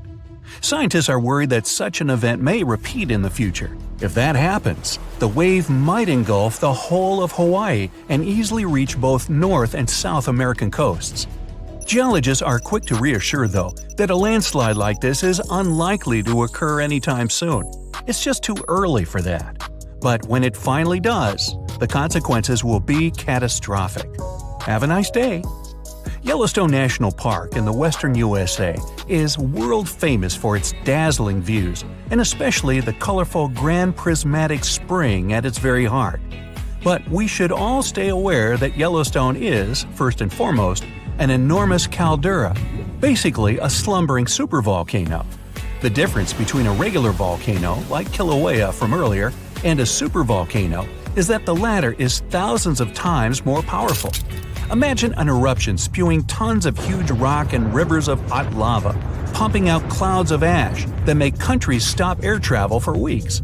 And now multiply all of this by 1,000. This is what a Yellowstone eruption would look like. At first, a huge area in the middle of the national park would shake, crumble, and then blast upwards in a megaton explosion. Lava flows and magma rocks would cover the area of about 40 square miles, roughly half of Washington, D.C. But the greatest danger is the volcanic ash. The ashen plume would rise miles above and get carried by the wind in every direction. Since the eruption would be far from ordinary, the spread and damage would also be much greater than usual.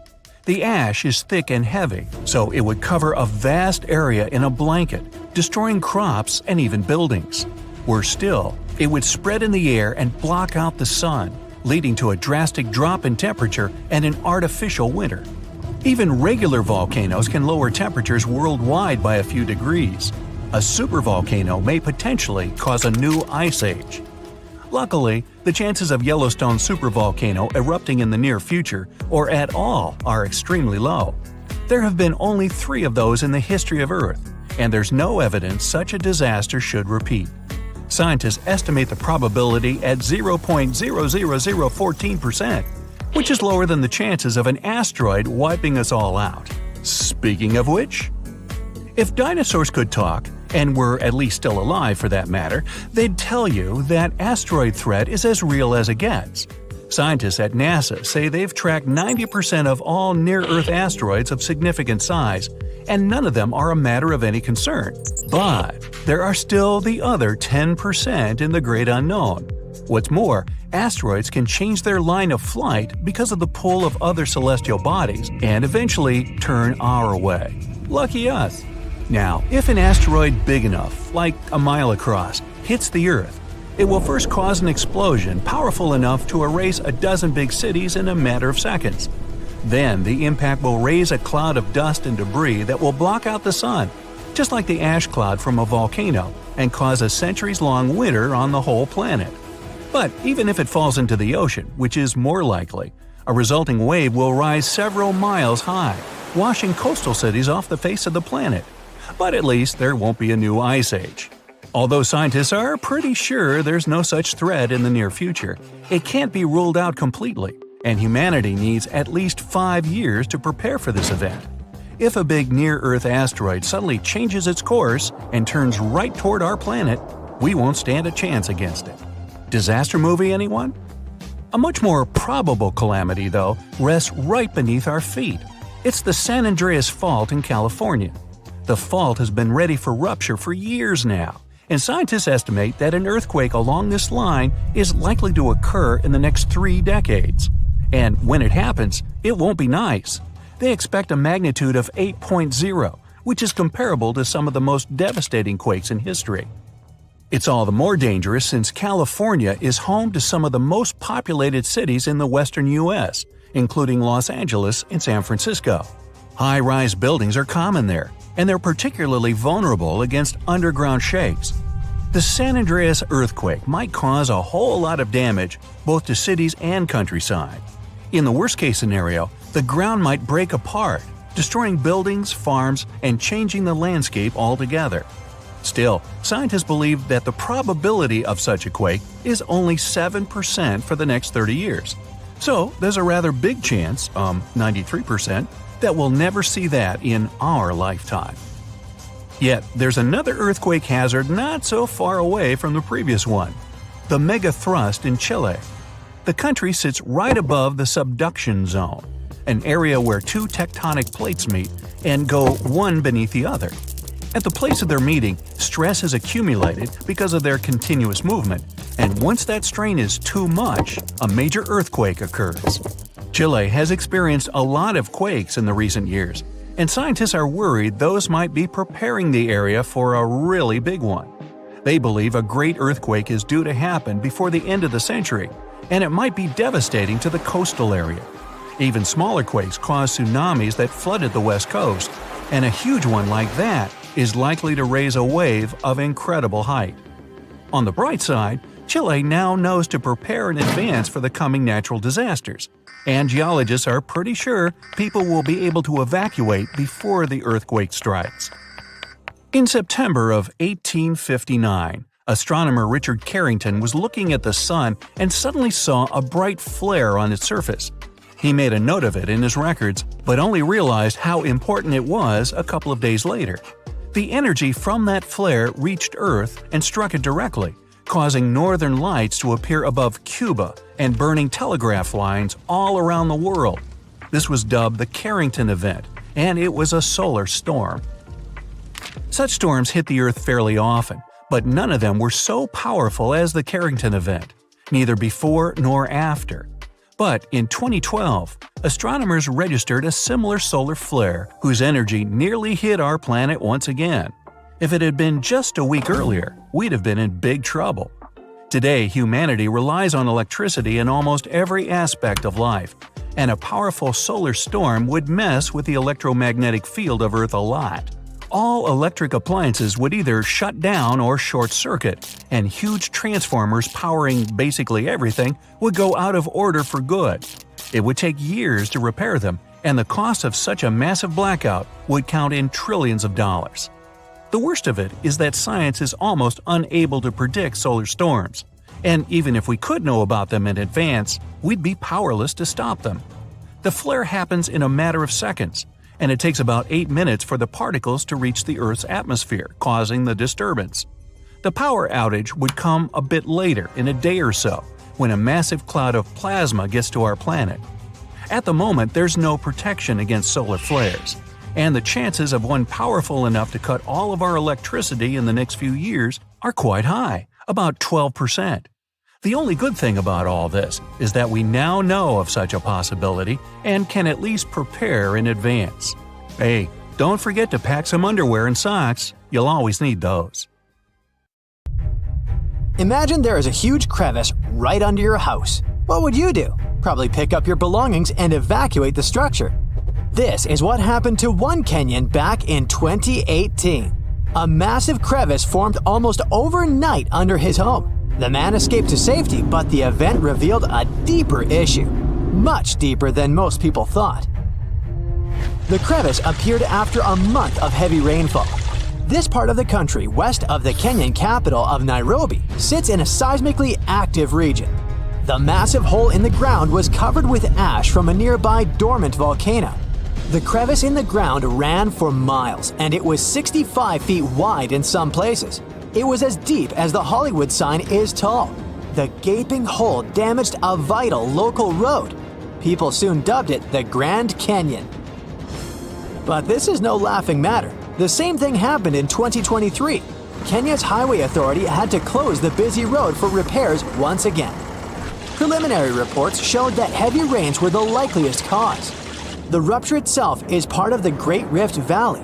It extends from Jordan in the north to Mozambique in eastern Africa. Its total length is nearly 1.5 times the distance from New York to Los Angeles. Rift valleys are located all over the planet. They're lowland places where tectonic plates move apart or rift. These are huge slabs of rock in Earth's outermost layer. They rest on molten rock underneath, which makes them unstable. Tectonic plates are constantly on the move. They can bump into each other, or one plate can go under another. This can occur both on land and at the bottom of the ocean. Continental rifts are less frequent than the ones we find underwater. The East African Rift is one of 4 major ones. The nearby Arabian Plate has been on the move for the last 30 million years. When it separated from the African mainland, it created the Red Sea and the Gulf of Aden. When you look at the physical map of Africa, it looks like one contiguous landmass. But when you dig deeper, quite literally, you realize it rests on 2 tectonic plates. The Nubian one carries most of the continent. The smaller Somali plate holds the Horn of Africa.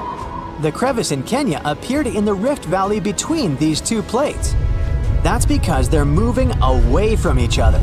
The rift is growing larger, which means that one day the African continent will split into 2. The rifting process is a slow one. The present rate is just 1/4 of an inch every year. Scientists estimate that the split will occur in 5 to 10 million years. Some experts place this event 50 million years into the future. The end result will be 2 African subcontinents. They will be separated by a body of water that will become our planet's 6th ocean.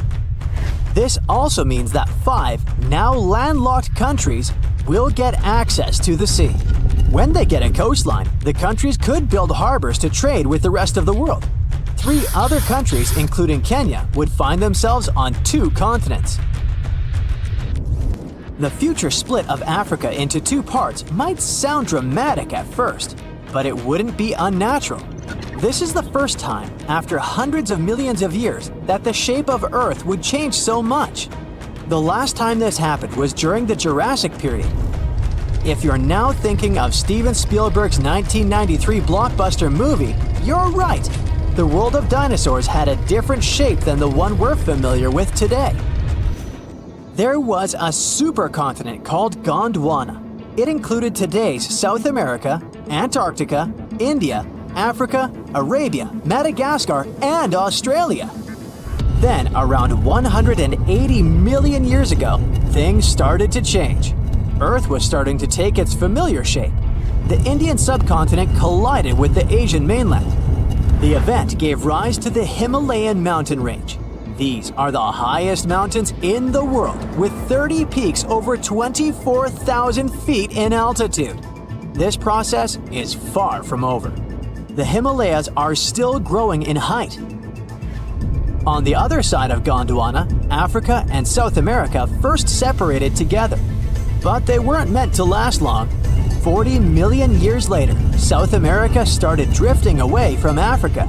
This created the South Atlantic Ocean. The evidence of this ancient continental drift is obvious to this day. If you look at the map of South America, you'll notice a bulge in its eastern part. That's the modern country of Brazil. On the other side of the Atlantic, Africa has a huge inland curve on its western side. The two act as pieces of a giant jigsaw puzzle. They roughly fit into one another. European scientists noticed this as early as the 17th century. Further research confirmed the theory that South America and Africa once belonged to the same landmass. This is only one part of the story. At the beginning of the 20th century, a German scientist came up with the theory of continental drift. He believed that all of Earth's continents were once part of a supercontinent called Pangaea. The name comes from Greek, and it means all of the Earth. Makes sense, doesn't it?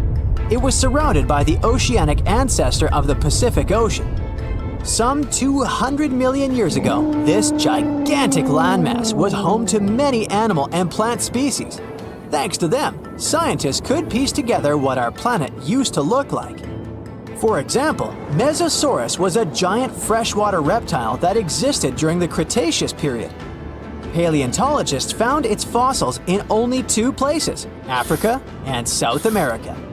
The animal lived in fresh water, so there was no way it could have swam in the Atlantic Ocean. This pointed to the fact that it lived in a single habitat, rich in rivers and lakes. This would have been possible in only one scenario. The 2 continents that are now miles apart were once a single piece of land. Pangaea wasn't the only supercontinent in Earth's history. Continents came together and drifted apart several times throughout our planet's past. Researchers know of at least 3 times this happened. Pannonia formed 600 million years ago. Rodinia was an even older supercontinent. It existed 1 billion years ago. The driving force behind all these changes was tectonic activity. Plates deep beneath our feet have the ability to create new land and oceans. This is what's happening in East Africa right now. This activity is most evident at the bottom of the sea. Molten rock rises from deep within the Earth to create new seafloor. The process is called seafloor spreading. It happens along underwater mountains called ridges. One example is the Mid-Atlantic Ridge. I think you can fairly accurately guess its location. Over time, the seafloor grows wider here. This has an effect on the continents on both sides of the ridge. Seafloor spreading causes continents to move away from each other. Right now, North America is moving away from Europe at a rate of 1 inch per year. This doesn't seem like much, but give it 50 million years and the Americas are gonna bump into the western part of Asia. The two landmasses will form a new supercontinent. Geologists from Yale University have a name for this land: Amasia. Talk about rushing before the ore. They ran a series of computer simulations to see what Earth would look like millions of years from now. The new continent is likely going to form somewhere around the North Pole. But don't go shopping for winter clothes just yet. The time frame for this event might extend to 200 million years into the future. Hey, can you lift a truck with your hands? No? Shocker. But let me introduce you to nature's original strongman, the ocean, which casually tossed 700-ton boulders around like they were pebbles during a mega tsunami that hit Africa thousands of years ago. This wasn't just a bad day at the beach. This mega tsunami was so powerful, it made the 2004 Indonesian and 2011 Japanese tsunamis look like kiddie pool splashes. Now, to give you an idea of how terrifying regular tsunamis already are, the Japan tsunami produced waves 133 feet tall. The Indian Ocean tsunami was slightly smaller, but it took over 200,000 lives across many countries. Now imagine something way worse. You see, for a long time, scientists thought waves that big were just science fiction. But then they found these enormous boulders, massive chunks of rock, flung far inland, and did the math. It turns out only waves around 800 feet tall could have pulled off that kind of rocky vandalism. And the culprit? A volcano that literally fell apart into the ocean and triggered one of the most powerful tsunamis Earth has ever seen. Usually, tsunamis are blamed on underwater earthquakes, tectonic plates getting into slap fights. But volcanoes? Oh, they've got tsunami potential too. In 1883, for example, a volcano in Indonesia named Krakatoa erupted for 6 months non-stop until it exploded, and the explosion was heard all the way in Australia. This triggered many tsunamis, some almost 100 feet tall. Still, that was more like a toe dip compared to the full cannonball from the mega tsunami. Back in ancient times, the volcano that crumbled during the mega tsunami was huge, and it didn't just fall apart. It lost a chunk that was 10 times the size of Mount Everest. 10 Mount Everests. It was like the Earth wanted to see what would happen if we threw a mountain into the ocean just for fun. It was so massive that when the entire side of the volcano belly flopped into the Atlantic, it created waves that could cover the Statue of Liberty 3 times. It also destroyed an island more than 30 miles away. The volcano behind this real-life Michael Bay scene was called Fogo, located on, you guessed it, Fogo Island. This island is basically just a whole single volcano that rose from the sea thanks to a magma hotspot, a place in the ocean where a lot of magma escapes and erupts like an underwater volcano. Over time, this magma cooled and stacked up like pancakes until, voila, after 7 major eruptions, the island popped out of the ocean like it was playing peekaboo. Surprise, it's a volcano. But Fogo's dramatic entrance was also a ticking time bomb. You see, the more a volcano grows, the heavier it gets, and if there's not enough magma inside it to support it, the whole thing can just collapse. Sometimes it doesn't take much. A minor earthquake, some erosion, or just a poor foundation made of soft sediment can trigger a collapse. It's like a really tall guy trying to balance over a bunch of marbles. Fogo had all the bad luck ingredients: too tall, too heavy, and built on squishy ground. And it gets worse. As the volcano grows heavier, it starts squishing the magma underneath. That lava can't rise, so it just simmers down there, slowly thickening like soup left on a burner for too long. Gases build up, pressure increases, and eventually, kaboom! It's the volcanic version of eating too many burritos and then trying to hold in a sneeze. This massive pressure and imbalance can trigger what's called a flank collapse, which is science speak for oops, half the volcano just fell into the ocean. That's what happened with Fogo. Most of the volcanic islands that form this way are long gone, but Fogo is still very much alive and kicking. In fact, it last erupted in 2014, and considering that it goes off every 20 years, maybe don't travel to Fogo Island in around 2034. For the longest time, scientists believe only big, bulky volcanic islands could collapse like this. But new research says that even smaller, skinnier guys, like the Danny DeVitos of the island world, aren't safe either. The thing is that small volcanic islands only seem stable because of their small mass. It's like Danny DeVito and Arnold Schwarzenegger both slipping on the ice. Arnie's fall might cause more chaos, but Danny can still go flying. And those little collapses? Yes, they matter. Take Santa Maria, a tiny island that's about 170 times smaller than Hawaii. It has collapsed multiple times, not because it wanted to, but because it's basically standing on soggy breadcrumbs. Its foundation is loose marine sediment, and to make things worse, it's sitting right next to the East Azores Fault, where 3 tectonic plates meet up for daily slap fights. This fault is responsible for many earthquakes and even some tsunamis that happened in Lisbon in the past, so you can imagine what it's like living right above it. Every time the volcano in Santa Maria erupts and grows, it also sinks. But when a chunk collapses, it bounces back up like a buoy. This seamount to island again roller coaster means that Santa Maria has popped in and out of the ocean like a submarine playing peekaboo, and with every peak comes a potential tsunami. Another volcano with similar trust issues is Pacaya, located in Guatemala. Between 2011 and 2013, scientists spotted strange movements in the soil, tiny shifts that suggested something underneath was getting restless. Sure enough, in 2014, Pacaya erupted.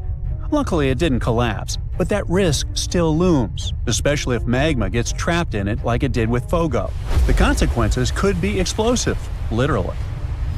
In fact, about 1,000 years ago, Pacaya experienced a collapse that sent debris avalanches more than 15 miles away. Since then, it's rebuilt itself like a fiery phoenix, but it could still crumble again.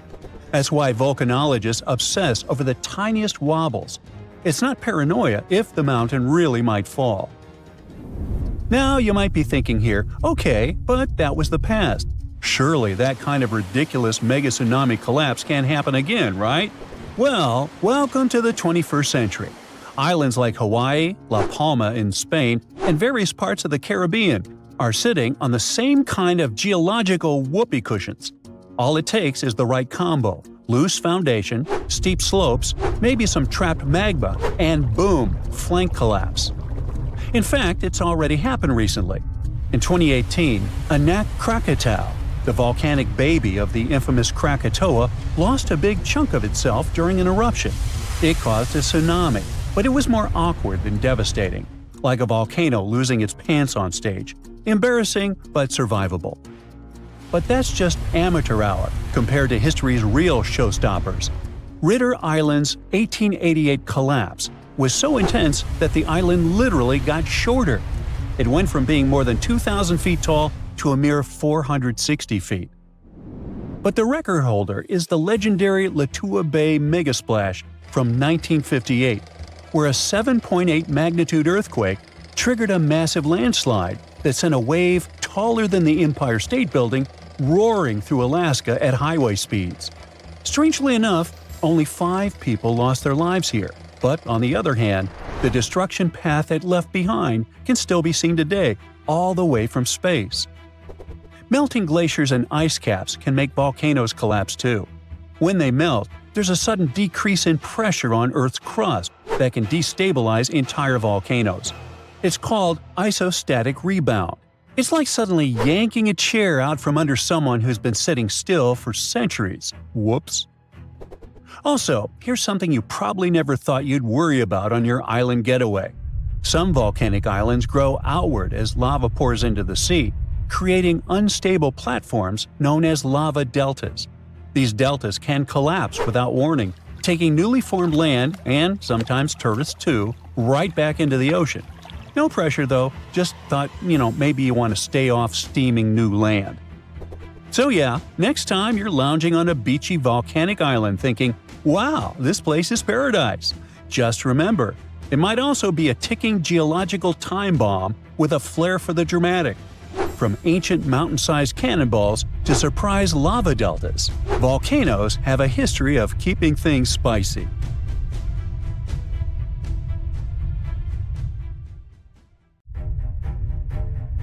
There is a powerful force hiding underground where tectonic plates meet, and one forces another under it. This happens in the Pacific and Indian Oceans. Strain builds over centuries. The tension is unbearable until the megathrust awakens. The Earth shakes with a magnitude that can exceed 9 points, more powerful than any other earthquake. When the seafloor suddenly gets pushed up fast, it sends a huge ripple across the water, and a tsunami of huge force is out. These waves are called teletsunamis, and they cross entire ocean basins, ready to take over coastlines thousands of miles away. The thrust fault stretches over 600 miles. The Earth is not just shaking, it feels like it's tearing apart. This is the power of a megathrust earthquake. Those caught in its path will have to fight for their lives. Japanese authorities recently had to issue their first ever megaquake advisory. It happened because of a strong tremor on the edge of the Nankai Trough ocean floor zone. In the end, most of the warnings were lifted, and there wasn't much damage from the 7.1 magnitude earthquake. Parts of southwestern Japan started to shake, and the superfast trains in Japan slowed down to stay safe, which made travel slower for everyone. But everyone is staying alert as they know about the risk of a megathrust earthquake that could happen within the next few decades in the Nankai Trough. The tectonic plate under the Philippine Sea is slowly sliding underneath the land where Japan is, moving just a few inches every year. The last big earthquakes from this area happened in 1944 and 1946, both with a magnitude of 8.1. These quakes have caused a lot of destruction in the country. The next megathrust earthquake in the region, if it does happen, could be between a magnitude 8 and 9. Scientists still can't agree on how likely this mega earthquake is to happen, but it could be up to 80% certainty. On the other side of the Pacific, scientists from the U.S. Geological Survey have studied a dangerous area along the U.S. West Coast. It's called the Cascadia Subduction Zone, and it stretches from northern California to northern Vancouver Island in Canada. Over the past 14,200 years, there have likely been at least 30 big earthquakes in this region. One major quake happens every 500 years on average. But for a long time now, Cascadia has been quiet, and it worries scientists. They think this might be because the area is locked, meaning the tectonic plates are stuck together and building up a lot of pressure. Eventually, the part of the seafloor could suddenly break and move by several feet. The shaking would be just 5 minutes, but it would create a powerful tsunami as the seafloor shifts that would last for 10 hours. If it happens, it's going to be the worst natural disaster in the country's history, according to experts. The ground on some inland hills could turn into something like quicksand. This would cause the hillsides to slide and crumble, taking down roads and bridges. Around 620,000 buildings could be badly damaged or even collapse, including about 100 hospitals and 2,000 schools. People in Washington state might have to take care of themselves without help for 2 weeks, finding food, water, and shelter on their own. Scientists are studying slow slip events, where the tectonic plates move very slowly over weeks or months, releasing some energy but not enough to stop a big one. Every time the magnitude of an earthquake goes up by just one number, the energy it releases is 40 times bigger.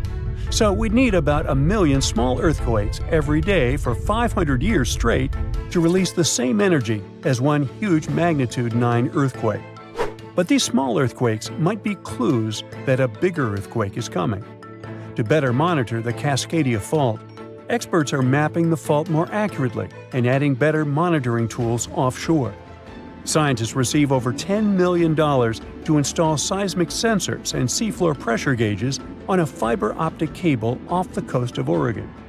The goal is to be ready to warn people and potentially save lives when a big earthquake strikes.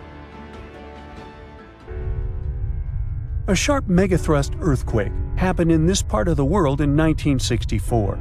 It went down in history as the Great Alaska Earthquake and had a magnitude of 9.2. It lasted for more than 4 minutes, making it the most powerful earthquake in the history of the U.S. and North America. The ground shook so hard that it caused huge cracks and landslides. In Anchorage, many houses, buildings, and roads were destroyed because they weren't built to handle such a big earthquake. In some places, the land was permanently changed. For example, the coastline near Kodiak and Hinchinbrook Island was lifted by 30 feet. In other areas, like Gerwood and Portage, the ground sank by 8 feet. They had to rebuild roads higher so they wouldn't be flooded by the tide. A huge 27-foot tsunami wiped out the entire village of Chiniga.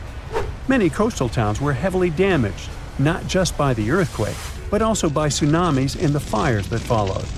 After the main earthquake, there were thousands of smaller aftershocks for months. A moderate earthquake of magnitude 4.4 shook Los Angeles in August 2024. Once it was over, the LA Fire Department checked around the city and didn't find any major damage or anyone hurt. In the nearby city of Pasadena, which is close to the earthquake's epicenter, a water pipe burst inside City Hall and everyone had to leave the building. Thankfully, there was no danger of a tsunami. The best we can do to avoid panic in such situations is to be prepared. Japan is one of the places on Earth where earthquakes happen the most because it sits on the edges of 4 tectonic plates. Around 1,500 of these earthquakes each year are noticeable. Because of this, the people in Japan have learned to live with earthquakes. The 1950 law set a rule that buildings should be able to handle earthquakes up to a magnitude 7 without falling apart. An update 30 years later said that buildings should only have minor damage in such earthquakes and still work as usual. But if an earthquake is even stronger, the law says the building's main job is to not collapse and save people's lives.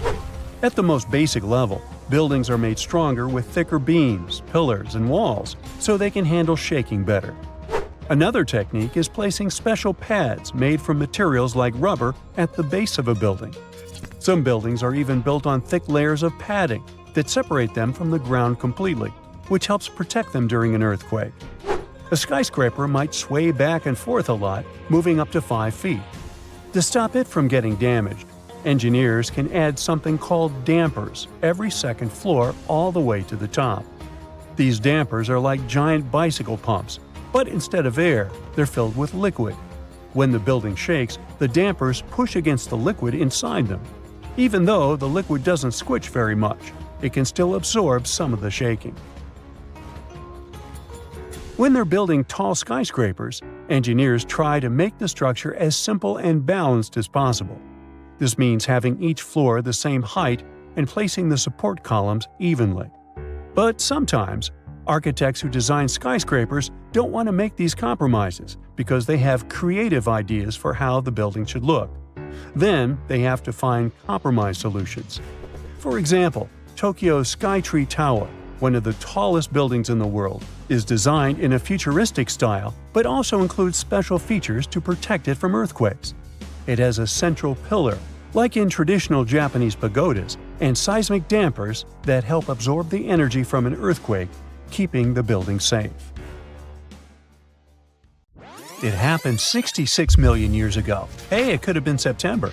A massive asteroid slammed into Earth, bringing along chaos and devastation. The tragic aftermath of the terrifying collision led to the extinction of dinosaurs. Yes, I'm talking about the Chicxulub asteroid that left a massive crater in Mexico and changed life on Earth forever. And now, it turns out it wasn't the only cosmic rock to hit our planet during that time. Scientists have just confirmed there was another asteroid. The second space rock wasn't as big as Chicxulub, but it still packed a punch. It crashed to the ground off the coast of West Africa, smashing into the ocean and leaving a crater called the Nader crater. And tell you what, it wasn't a small splash. The impact was so powerful, it triggered a whole tsunami. It was more than 2,600 feet high, almost as high as the Burj Khalifa, the tallest man-made structure in the world. But how did we come to the conclusion that there was a second impact? Well, this researcher spotted the Nader crater in 2022. Dr. Nicholson was looking for some high-tech scans of the ocean floor when he noticed a massive 5.5-mile-wide depression under almost 1,000 feet of water. Well, he thought it could be an asteroid impact crater, but at the time, the evidence he had wasn't solid. But now, scientists have confirmed that this is the real deal. A second asteroid did hit Earth during the dinosaur extinction era. Now, let's see how they figured all this out. For one thing, there were those super high-resolution 3D seismic images. They allowed researchers to peel back layers of the ocean floor and get a crystal-clear look at the crater. It was like going from a blurry old ultrasound to the kind of 3D scans where you can see every little feature. Their findings confirm that the crater was left by an asteroid, somewhere between 1,500 to 1,640 feet wide. And it didn't just create a hole in the ground. The impact was so intense that it produced a central peak, formed escalating ridges around the crater, and even left a damage zone that stretched out for thousands of miles. Using those super detailed images, the scientists have managed to reconstruct what happened right after the asteroid hit the surface of our planet. First, it slammed into the ocean, creating an initial bowl-shaped crater. As the shockwave spread, the seabed was shaken so violently that it triggered landslides, and the soft sediment surrounding the crater collapsed inward, creating a noticeable brim.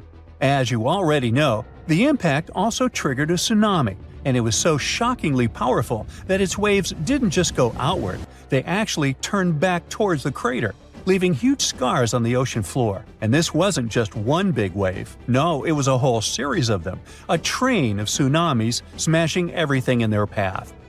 Now, this second asteroid impact is a huge deal for scientists. It's a rare opportunity to study a marine impact crater in such incredible detail.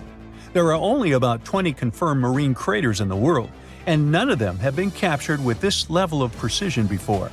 Plus, this data allows scientists to test new ideas about how craters form in water. You see, unlike craters on land, marine craters are hidden under layers of sediment, which makes them tricky to study. But with this new 3D imaging, we can look at the crater in all its layers. It's like slicing into a cake to see what's inside. Dr. Nicholson and his team are now dreaming of drilling into the crater and recovering samples from deep below the ocean floor. This would allow them to measure the shock pressure during the impact and figure out what happened in the minutes, hours, and days following the collision. Of course, the Chicxulub asteroid is still the star of the show when it comes to the dinosaurs' extinction. This space traveler was giant, somewhere between 6 and 9 miles wide. It hit Earth at a devastating angle, sending vaporized rock and gas into the atmosphere. It caused an impact winter that lasted for 15 years, because all that stuff blocked out the sun and plunged Earth into darkness. Now, probably the most intriguing thing is that some experts think the Nader asteroid might have been a chunk that had broken off from Chicxulub before it hit Earth. It's still just a theory, but if true, it could mean that Earth got hit by a double whammy from space.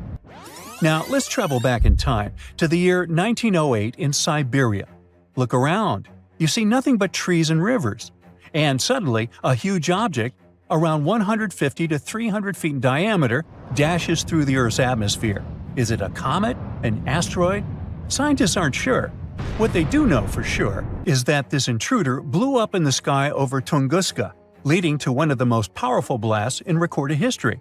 It completely leveled the forest below, knocking out 80 million trees over an area of around 830 square miles.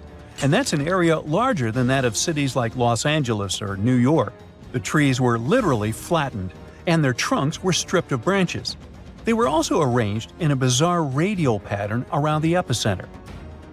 But what if this explosion had happened over a city? Every single building would have been destroyed, and countless lives would have been lost. Luckily, this disaster occurred in a super remote part of Siberia. The creepiest thing, though? When scientists finally reached the area years later, they found no impact crater. No wonder it led to even more mystery. The most logical explanation is that when the object went off in the sky, probably around 3 to 6 miles above the ground, it blew up before it could hit the ground, and still, it didn't stop the blast from leveling an entire forest. Fast forward to 2013 and another mind-blowing event, this time over a much more populated area, the city of Chelyabinsk. It was a regular February morning when an asteroid about 60 feet in diameter entered Earth's atmosphere, lighting up the sky. It was moving at a staggering speed of around 43,000 miles per hour. It blew up in midair, about 18 miles above the city. It was a horrific view, but luckily, the asteroid disintegrated high enough in the atmosphere without hitting the ground. If it had touched down, the city would have been in big trouble, because even though there was no direct impact, the explosion still created a shockwave that tore through the atmosphere, hitting the ground with enough force to shatter windows all over the place. The blast damaged around 7,200 buildings, but fortunately, there were no direct fatalities. Still, it was a major wake-up call. This wasn't just some far-off cosmic event like Tunguska. This asteroid exploded over a modern populated area, and the damage was very real. The good news? Scientists are getting better at spotting such objects before they get too close. Space agencies around the world, like NASA, are tracking near-Earth objects to figure out which ones could pose a risk. But as we can see from these two events, sometimes space rocks can still sneak up on us. And while the chances of a major impact are low, the stakes are really high. At the moment, there's one asteroid that NASA's keeping an eye on. It's called Bennu, and it's about the same size as the Nader impactor. Bennu is considered one of the most hazardous objects in near-Earth orbit. According to NASA, there's a small chance it could hit the Earth between the years 2178 and 2290, and the biggest risk date is September 24, 2182. But don't freak out just yet. The odds of the impact are only 1 in 2,700. But still, it's a reminder that Earth is always in the cosmic firing line. Okay, it's pop quiz time. What's the strongest river in the world? The Amazon? Pfft, rookie guess. No, really. The mightiest river isn't on land at all. It's underwater, and it's called the Antarctic Circumpolar Current, or ACC for friends. This beast flows with a force 100 times stronger than the Amazon River, and it could power over 100,000 hydroelectric plants. That's enough electricity to light up entire continents. But this underwater juggernaut doesn't just flex its muscles for fun. It's the planet's ultimate multitasker. The ACC is Earth's thermostat, carbon vacuum, climate stabilizer, and oceanic superhighway all rolled into one. But here's the not-so-fun part. Scientists have spotted a serious red flag. The ACC is slowing down. And not just by a little bit. We're talking up to 20% weaker by 2050. If this trend continues, we're looking at climate chaos that could make your worst Monday feel like a day at the spa. So, maybe time to panic a little? Well, hold on. So what is the ACC anyways? To learn more about it, we need to dive deep into the ocean, figuratively. The Antarctic Circumpolar Current is the only ocean current that flows all the way around the planet, hugging the cold continent of Antarctica like a belt of water. Unlike other currents that get tripped up by continents, the ACC has a clear racetrack, nothing but open ocean, so it flows uninterrupted through the Drake Passage between South America and Antarctica. It moves an astonishing 3.6 billion cubic feet of water per second. That's so much water we couldn't find anything to compare it to, sorry. The ACC is driven by ferocious westerly winds, moving eastward to connect the Atlantic, Pacific, and Indian Oceans into one continuous supercurrent. It also plunges into abyssal depths, connecting shallow, intermediate, and deep waters into one giant, swirling blender of oceanic energy. Now, to put it simply, it may be too late for that, but I'll try.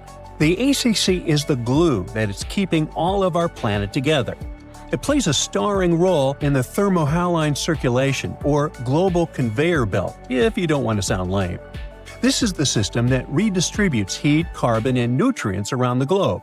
To make it all work, the ACC pushes nutrient-rich deep water to the surface in a process called upwelling, feeding plankton, krill, whales, and eventually sushi on your plate. That means if you love seafood or care about ocean food chains at all, you should really start paying attention. Without this nutrient cycling, marine life from the bottom to the top of the food web suffers. Now, here's the cool part. While it's busy playing waiter to the sea, the ACC is also doing our laundry. Well, sort of. It absorbs massive amounts of carbon dioxide from the atmosphere and stores it in the deep ocean, locking it away for centuries.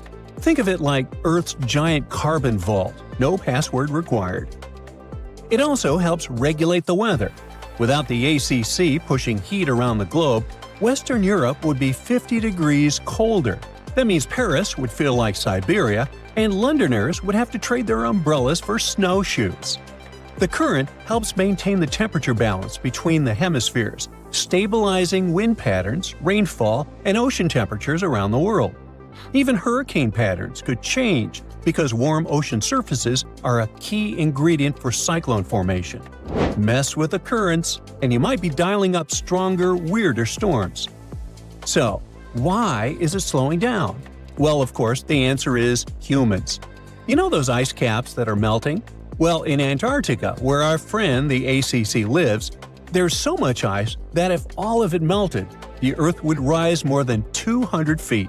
That's taller than Cinderella's castle. What's worse, 60% of all the fresh water in the world is frozen in that ice. While that much water melting is already terrifying, it's the freshness of the water that really messes things up.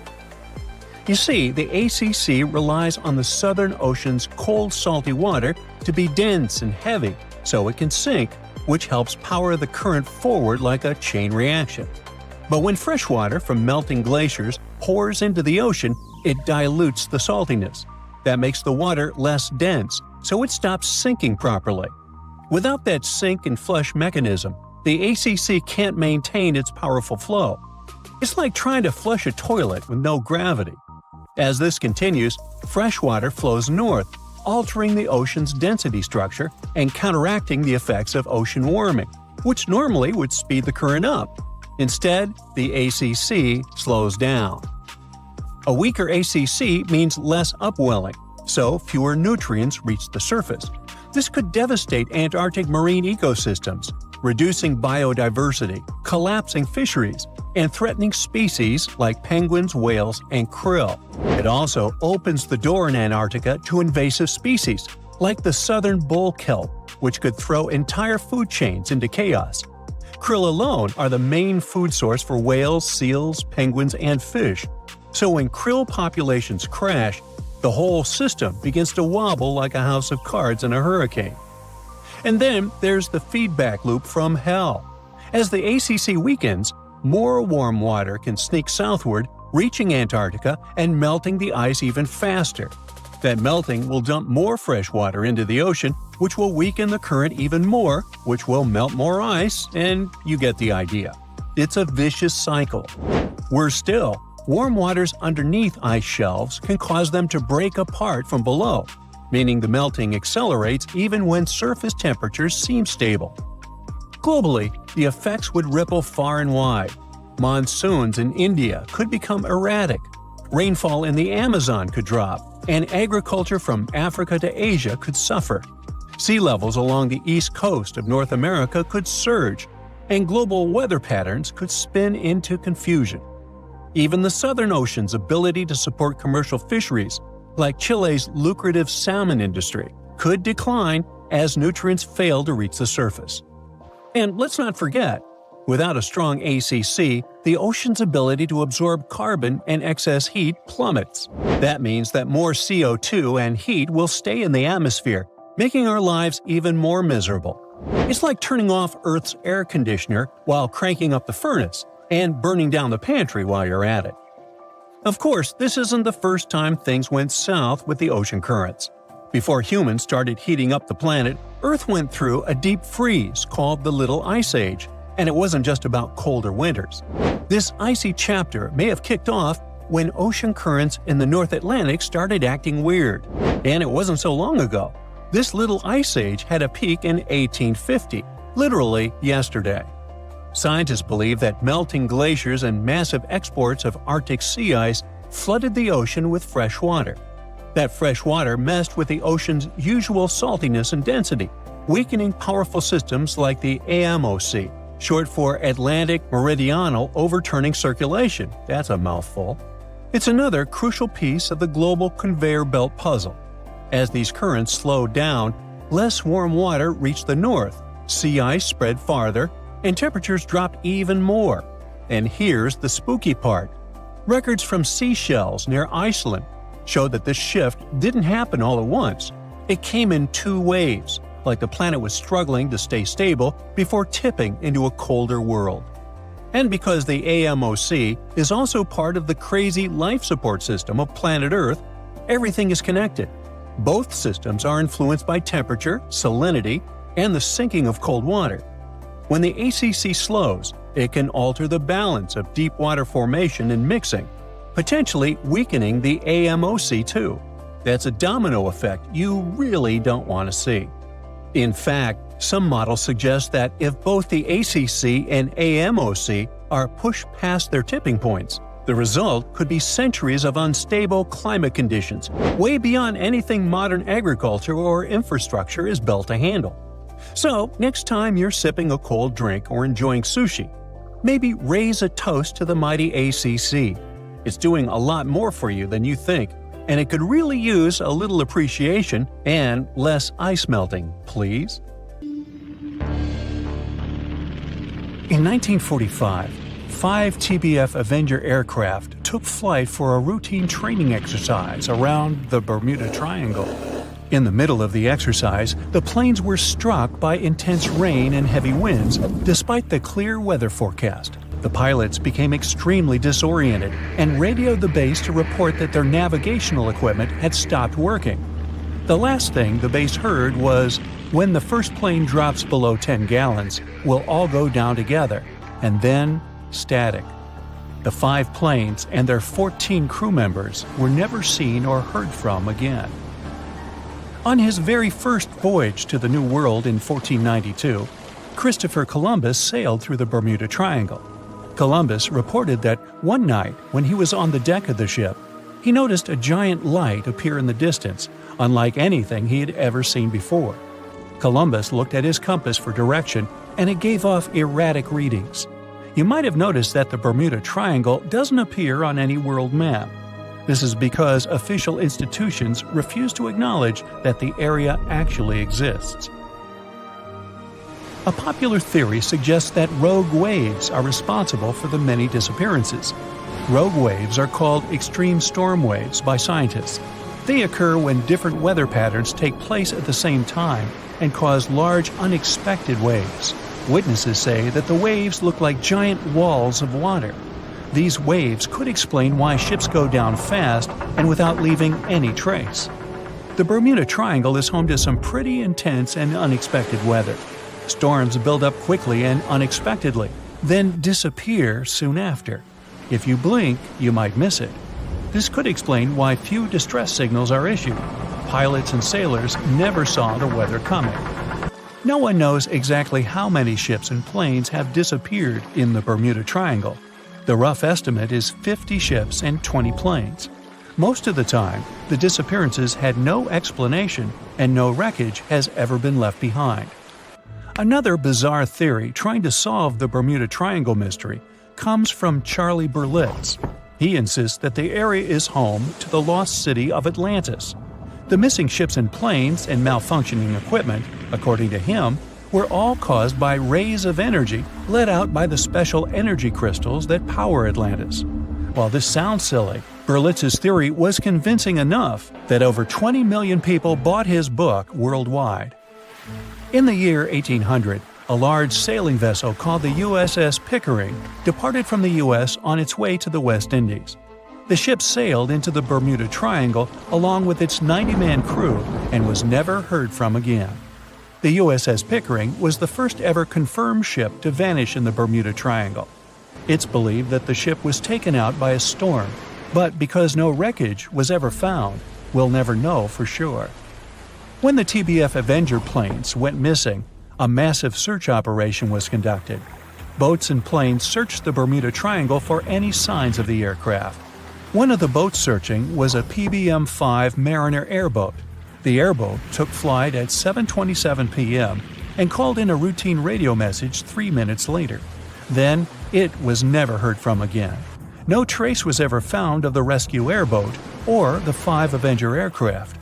An enormous investigation was launched into the disappearance of all these vehicles, but nothing was ever discovered. This particular area of the ocean is one of the most heavily traveled shipping routes in the world. Some skeptics believe that this fact solves the mystery. Statistically, the busier the area, the higher the frequency of accidents and disappearances. While this makes sense, it's not the frequency of disappearances that's responsible for the mystery of the Bermuda Triangle. It's the lack of explanation or wreckage found. On the ocean floor, decomposing organisms let off large concentrations of methane gas that gets trapped under the water. This gas can build up until, boom, it ruptures. The gas surges up to the surface and erupts. If a ship was in the area of one of these ruptures, the water would become much less dense and cause the ship to sink rapidly and without warning. Scientists believe this could be the cause of the many disappearances in the Bermuda Triangle. While this theory makes a lot of sense, it doesn't seem too likely. The U.S. Geological Survey has stated that no large releases of gas are believed to have occurred in this area for the past 15,000 years. The ocean floor is made of rocks containing a lot of magnetite. It's more like iron. Magnetic fields react to high concentrations of magnetite on the ocean floor, which may start a sort of conflict between the two. It can often lead to various weather anomalies and, as a result, navigation issues. And, naturally, any changes in the ocean floor or the Earth's magnetic fields influence the Bermuda Triangle a lot. Since the magnetic field is constantly moving, it might be also taking the Bermuda Triangle with it. Now that people know where the triangle is, it's easy to avoid it. It supposedly moves eastward together with the magnetic poles. But scientists still can't answer where exactly it will be in a couple of years. Some people blame all the disasters on the extraterrestrial paranormal activity. Others suppose it's all about raging natural phenomena. There's another triangle in Lake Michigan. Just like the one near Bermuda, the Michigan Triangle got its shady reputation for some disappearances. The first recorded one dates back to 1679. A large vessel, one of the largest of that time, set out on an expedition. Yet once it got in the sinister triangle, it never came back. Much later, an aircraft disappeared in this triangle. The skies are usually very clear there, but back in 1883, some people witnessed abnormal things in the area. Some claim to have seen large blocks of ice falling from the skies, and the crew even managed to save one as hard proof. Meanwhile, the Pacific Ocean Mystery Area is another sinister triangle. Off the south coast of Japan, not far away from Tokyo, there's a sea where plenty of ships met their doom, disappearing without a trace in these waters. They call it the Devil's Triangle. Some scientists believe the cause of anomalies is the environmental changes. Also, there's a really high concentration of methane hydrates on the bottom of the ocean in the Pacific Triangle area. You're deviating from your original course and sailing in the wrong direction. There's the Caribbean Sea near the triangle, peppered with small islands. The seafloor here isn't deep. The ship can get in shallow waters. And now the ship is stuck on a shoal, and you have no idea where you are. If this were the 21st century, the ship's captain would be able to reach the shore using GPS and other modern navigation. But the most interesting thing is that the compass would work correctly this time, since the magnetic North Pole hasn't already coincided with the true one for a long time in the territory of the Bermuda Triangle. The agonic line is somewhere far away from here. There are no problems with navigation now, but for some reason, this is where ships disappear. In fact, not just here. Throughout the Atlantic Ocean, there are places where many more ships were gone. The Bermuda Triangle is not even in the top 10 of such places. One of the main reasons why many ships are lost here is that one of the most popular shipping routes in the Atlantic passes through the Bermuda Triangle. And the more ships in one place, the more shipwrecks. Simple probability. Then, it just starts getting weird. Other theories say that there's a space-time rift in this region. Ships and planes fall into this rift and end up in the past or the future. But for some reason, there's not a single proof of this myth. There's no reason to think that the rift is hidden somewhere here. The base of an extraterrestrial civilization is located in the Bermuda Triangle. Visitors from other galaxies steal sea vessels along with the crew, so no one finds the wreckage of the ships. This is also a popular myth that has no scientific justification. The Kraken lives somewhere in the triangle. It's a huge squid that sinks ships and also is a legend that sailors tell each other. However, gigantic squids live in the depths of the ocean. They can grow to the size of half a train car, but no cases have ever been recorded where they sunk a large vessel. And in the area of the Bermuda Triangle, they have never ever been seen. People in the past didn't know about the existence of these creatures, so when they saw them for the first time, they described them as huge, terrible monsters. Giant squids are some of the most elusive creatures on Earth, and scientists had to use sonar equipment to find them. They don't like to leave the dark depths and are likely to be afraid of the sound of any ship. So, that should squash the squid as a suspect. Floods, tornadoes, tsunamis, hurricanes, yikes. All these natural disasters can get extremely dangerous, but we're kind of familiar with them.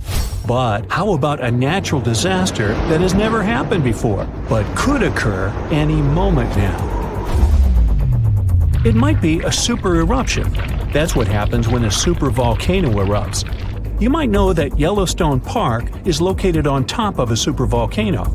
The last massive eruption there happened about 664,000 years ago, and the one before that, approximately 1.3 million years ago. If we do the math, we'll understand that the next eruption might be due anytime soon. There's no strong evidence that the supervolcano is waking up or preparing for an eruption, but what would it be like if it did happen? Months before the eruption, small-scale earthquakes would become more frequent and more powerful in the area. Not long before the eruption, the growing pressure would push up the ground over the volcano, creating a dome. Narrow cracks would open along the edges of this dome. The magma would then start rising toward the surface, and then the eruption would kick off. A massive column of lava and ash would shoot up into the air to a height of over 16 miles. The volcano would keep pumping ash for days on end. The air in that area would heat up to 570 degrees Fahrenheit. For all living creatures, ash fallout would be one of the most dangerous consequences of the eruption. Buildings and trees would start collapsing under the weight of this dense substance. It would only take a couple of days for a 10-foot layer of ash to cover the territory of about 50 miles around the center of the eruption. After the ash got into the stratosphere, the temperatures all over the world would start to drop. The eruption would also be rich in sulfur, and this element is an effective sun blocker. That's why it would soon get so cold that there would be no summer in the whole world for the next several years. The monsoon seasons would change. It would be hard for animals to find food and clean water. Well now, how about a gamma ray burst? You don't stumble across this kind of radiation in your everyday life. A gamma ray burst occurs when two neutron stars collide. The collapse of a massive star can produce it too. Gamma rays could present a serious danger to Earth. If a gamma ray burst happened close to our home planet, it could rip our ozone layer away. After that, we would be left unprotected from the sun's ultraviolet radiation. Plus, gamma rays could also produce ground ozone. This kind of ozone could seep into the ocean since it's water-soluble, and that would lead to a mass extinction of marine life. Plants wouldn't survive this disaster either. Now, come to think of it, giant sinkholes could swallow entire communities. One of such sinkholes opened up in the city of New York. It pulled a parked van into the earth. That happened in the summer of 2022. And it wasn't the only sinkhole to appear in that area. Local inhabitants reported about 4,000 sinkholes all over the city. This kind of problem is also very common in Florida, and it's much more serious than it may sound. Sinkholes open all of a sudden, pulling down everything and everyone that happens to be nearby. Sinkholes appear all over the world, which makes them a global problem. They're totally unpredictable and form without warning. Luckily, experts know what causes them. In some areas, there are vast areas of groundwater. But during droughts, this water dries up. This creates large empty caverns, and after heavy rains, the surface over such a cavern can collapse, creating a sinkhole within minutes. Now, what if we came across a wandering black hole? You might know that a black hole is a region in space where gravity is so powerful that not even light can escape its clutches. Luckily, the nearest one to us is 1,500 light-years away. Nothing to worry about, right? Until you find out about wandering black holes. Now, things get definitely way creepier. If such a black hole entered the solar system, Earth would be doomed. We wouldn't stand a chance against this space monster. In 2012, 13 wandering black holes were spotted not so far away from our planet. But worry not. Not far away, in space terms, means around 1 billion light-years away. So we've got some time left. Plus, the possibility of such a disaster is very, very low. Another natural disaster we haven't experienced yet is a mega flood. It's never happened before, but the changes in climate do make for a risky potential. It could start, let's say, in California.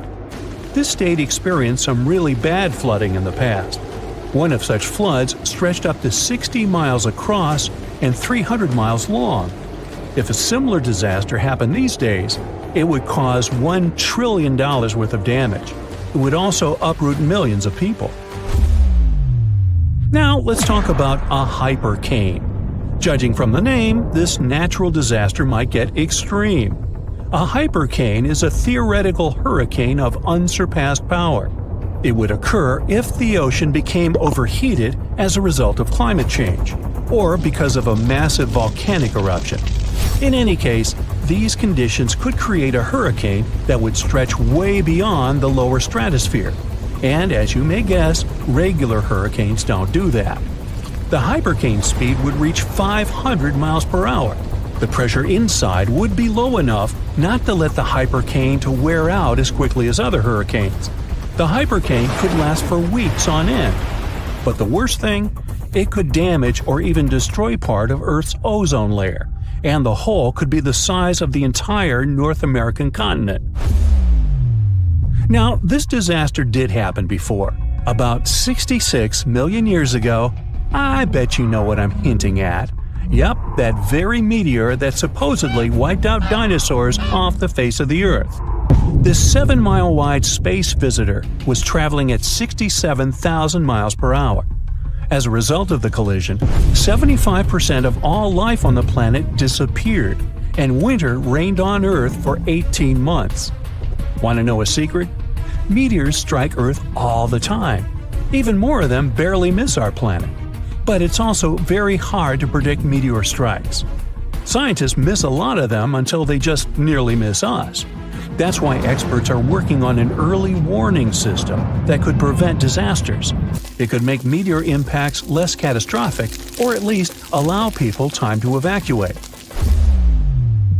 It could also be our very own sun that would be responsible for another natural disaster. I'm talking about a massive solar flare. On the scale of damage to society, few catastrophes can compare to this event. It wouldn't destroy buildings like a tsunami or an earthquake. Neither would it end lives in the same way a supervolcano or meteor would. But it would cripple our entire way of life by destroying the whole electronic infrastructure of Earth. The cost of this disaster would reach trillions of dollars. It'd cause other infrastructures to fail. Communication, medicine, transportation, banking systems, those would tumble like dominoes, and it would be incredibly hard to recover them. Earth would be left without electricity for years, There would be no electric light, no computers, no phones. Water supply systems would be out of order. There would be no food in supermarkets. There would be no electricity, and people wouldn't be able to reboot the already broken power grids. In 1859, people all over the world woke up in the middle of the night. It was as light as during the day. The skies were illuminated with auroras, red, green, purple. They appeared even in the regions where no one had seen them before, like the Bahamas, Jamaica, or Hawaii. Telegraphs got electrically charged, even though they were disconnected. In many areas, fires started. That was when technology barely existed. But imagine the avalanche of problems associated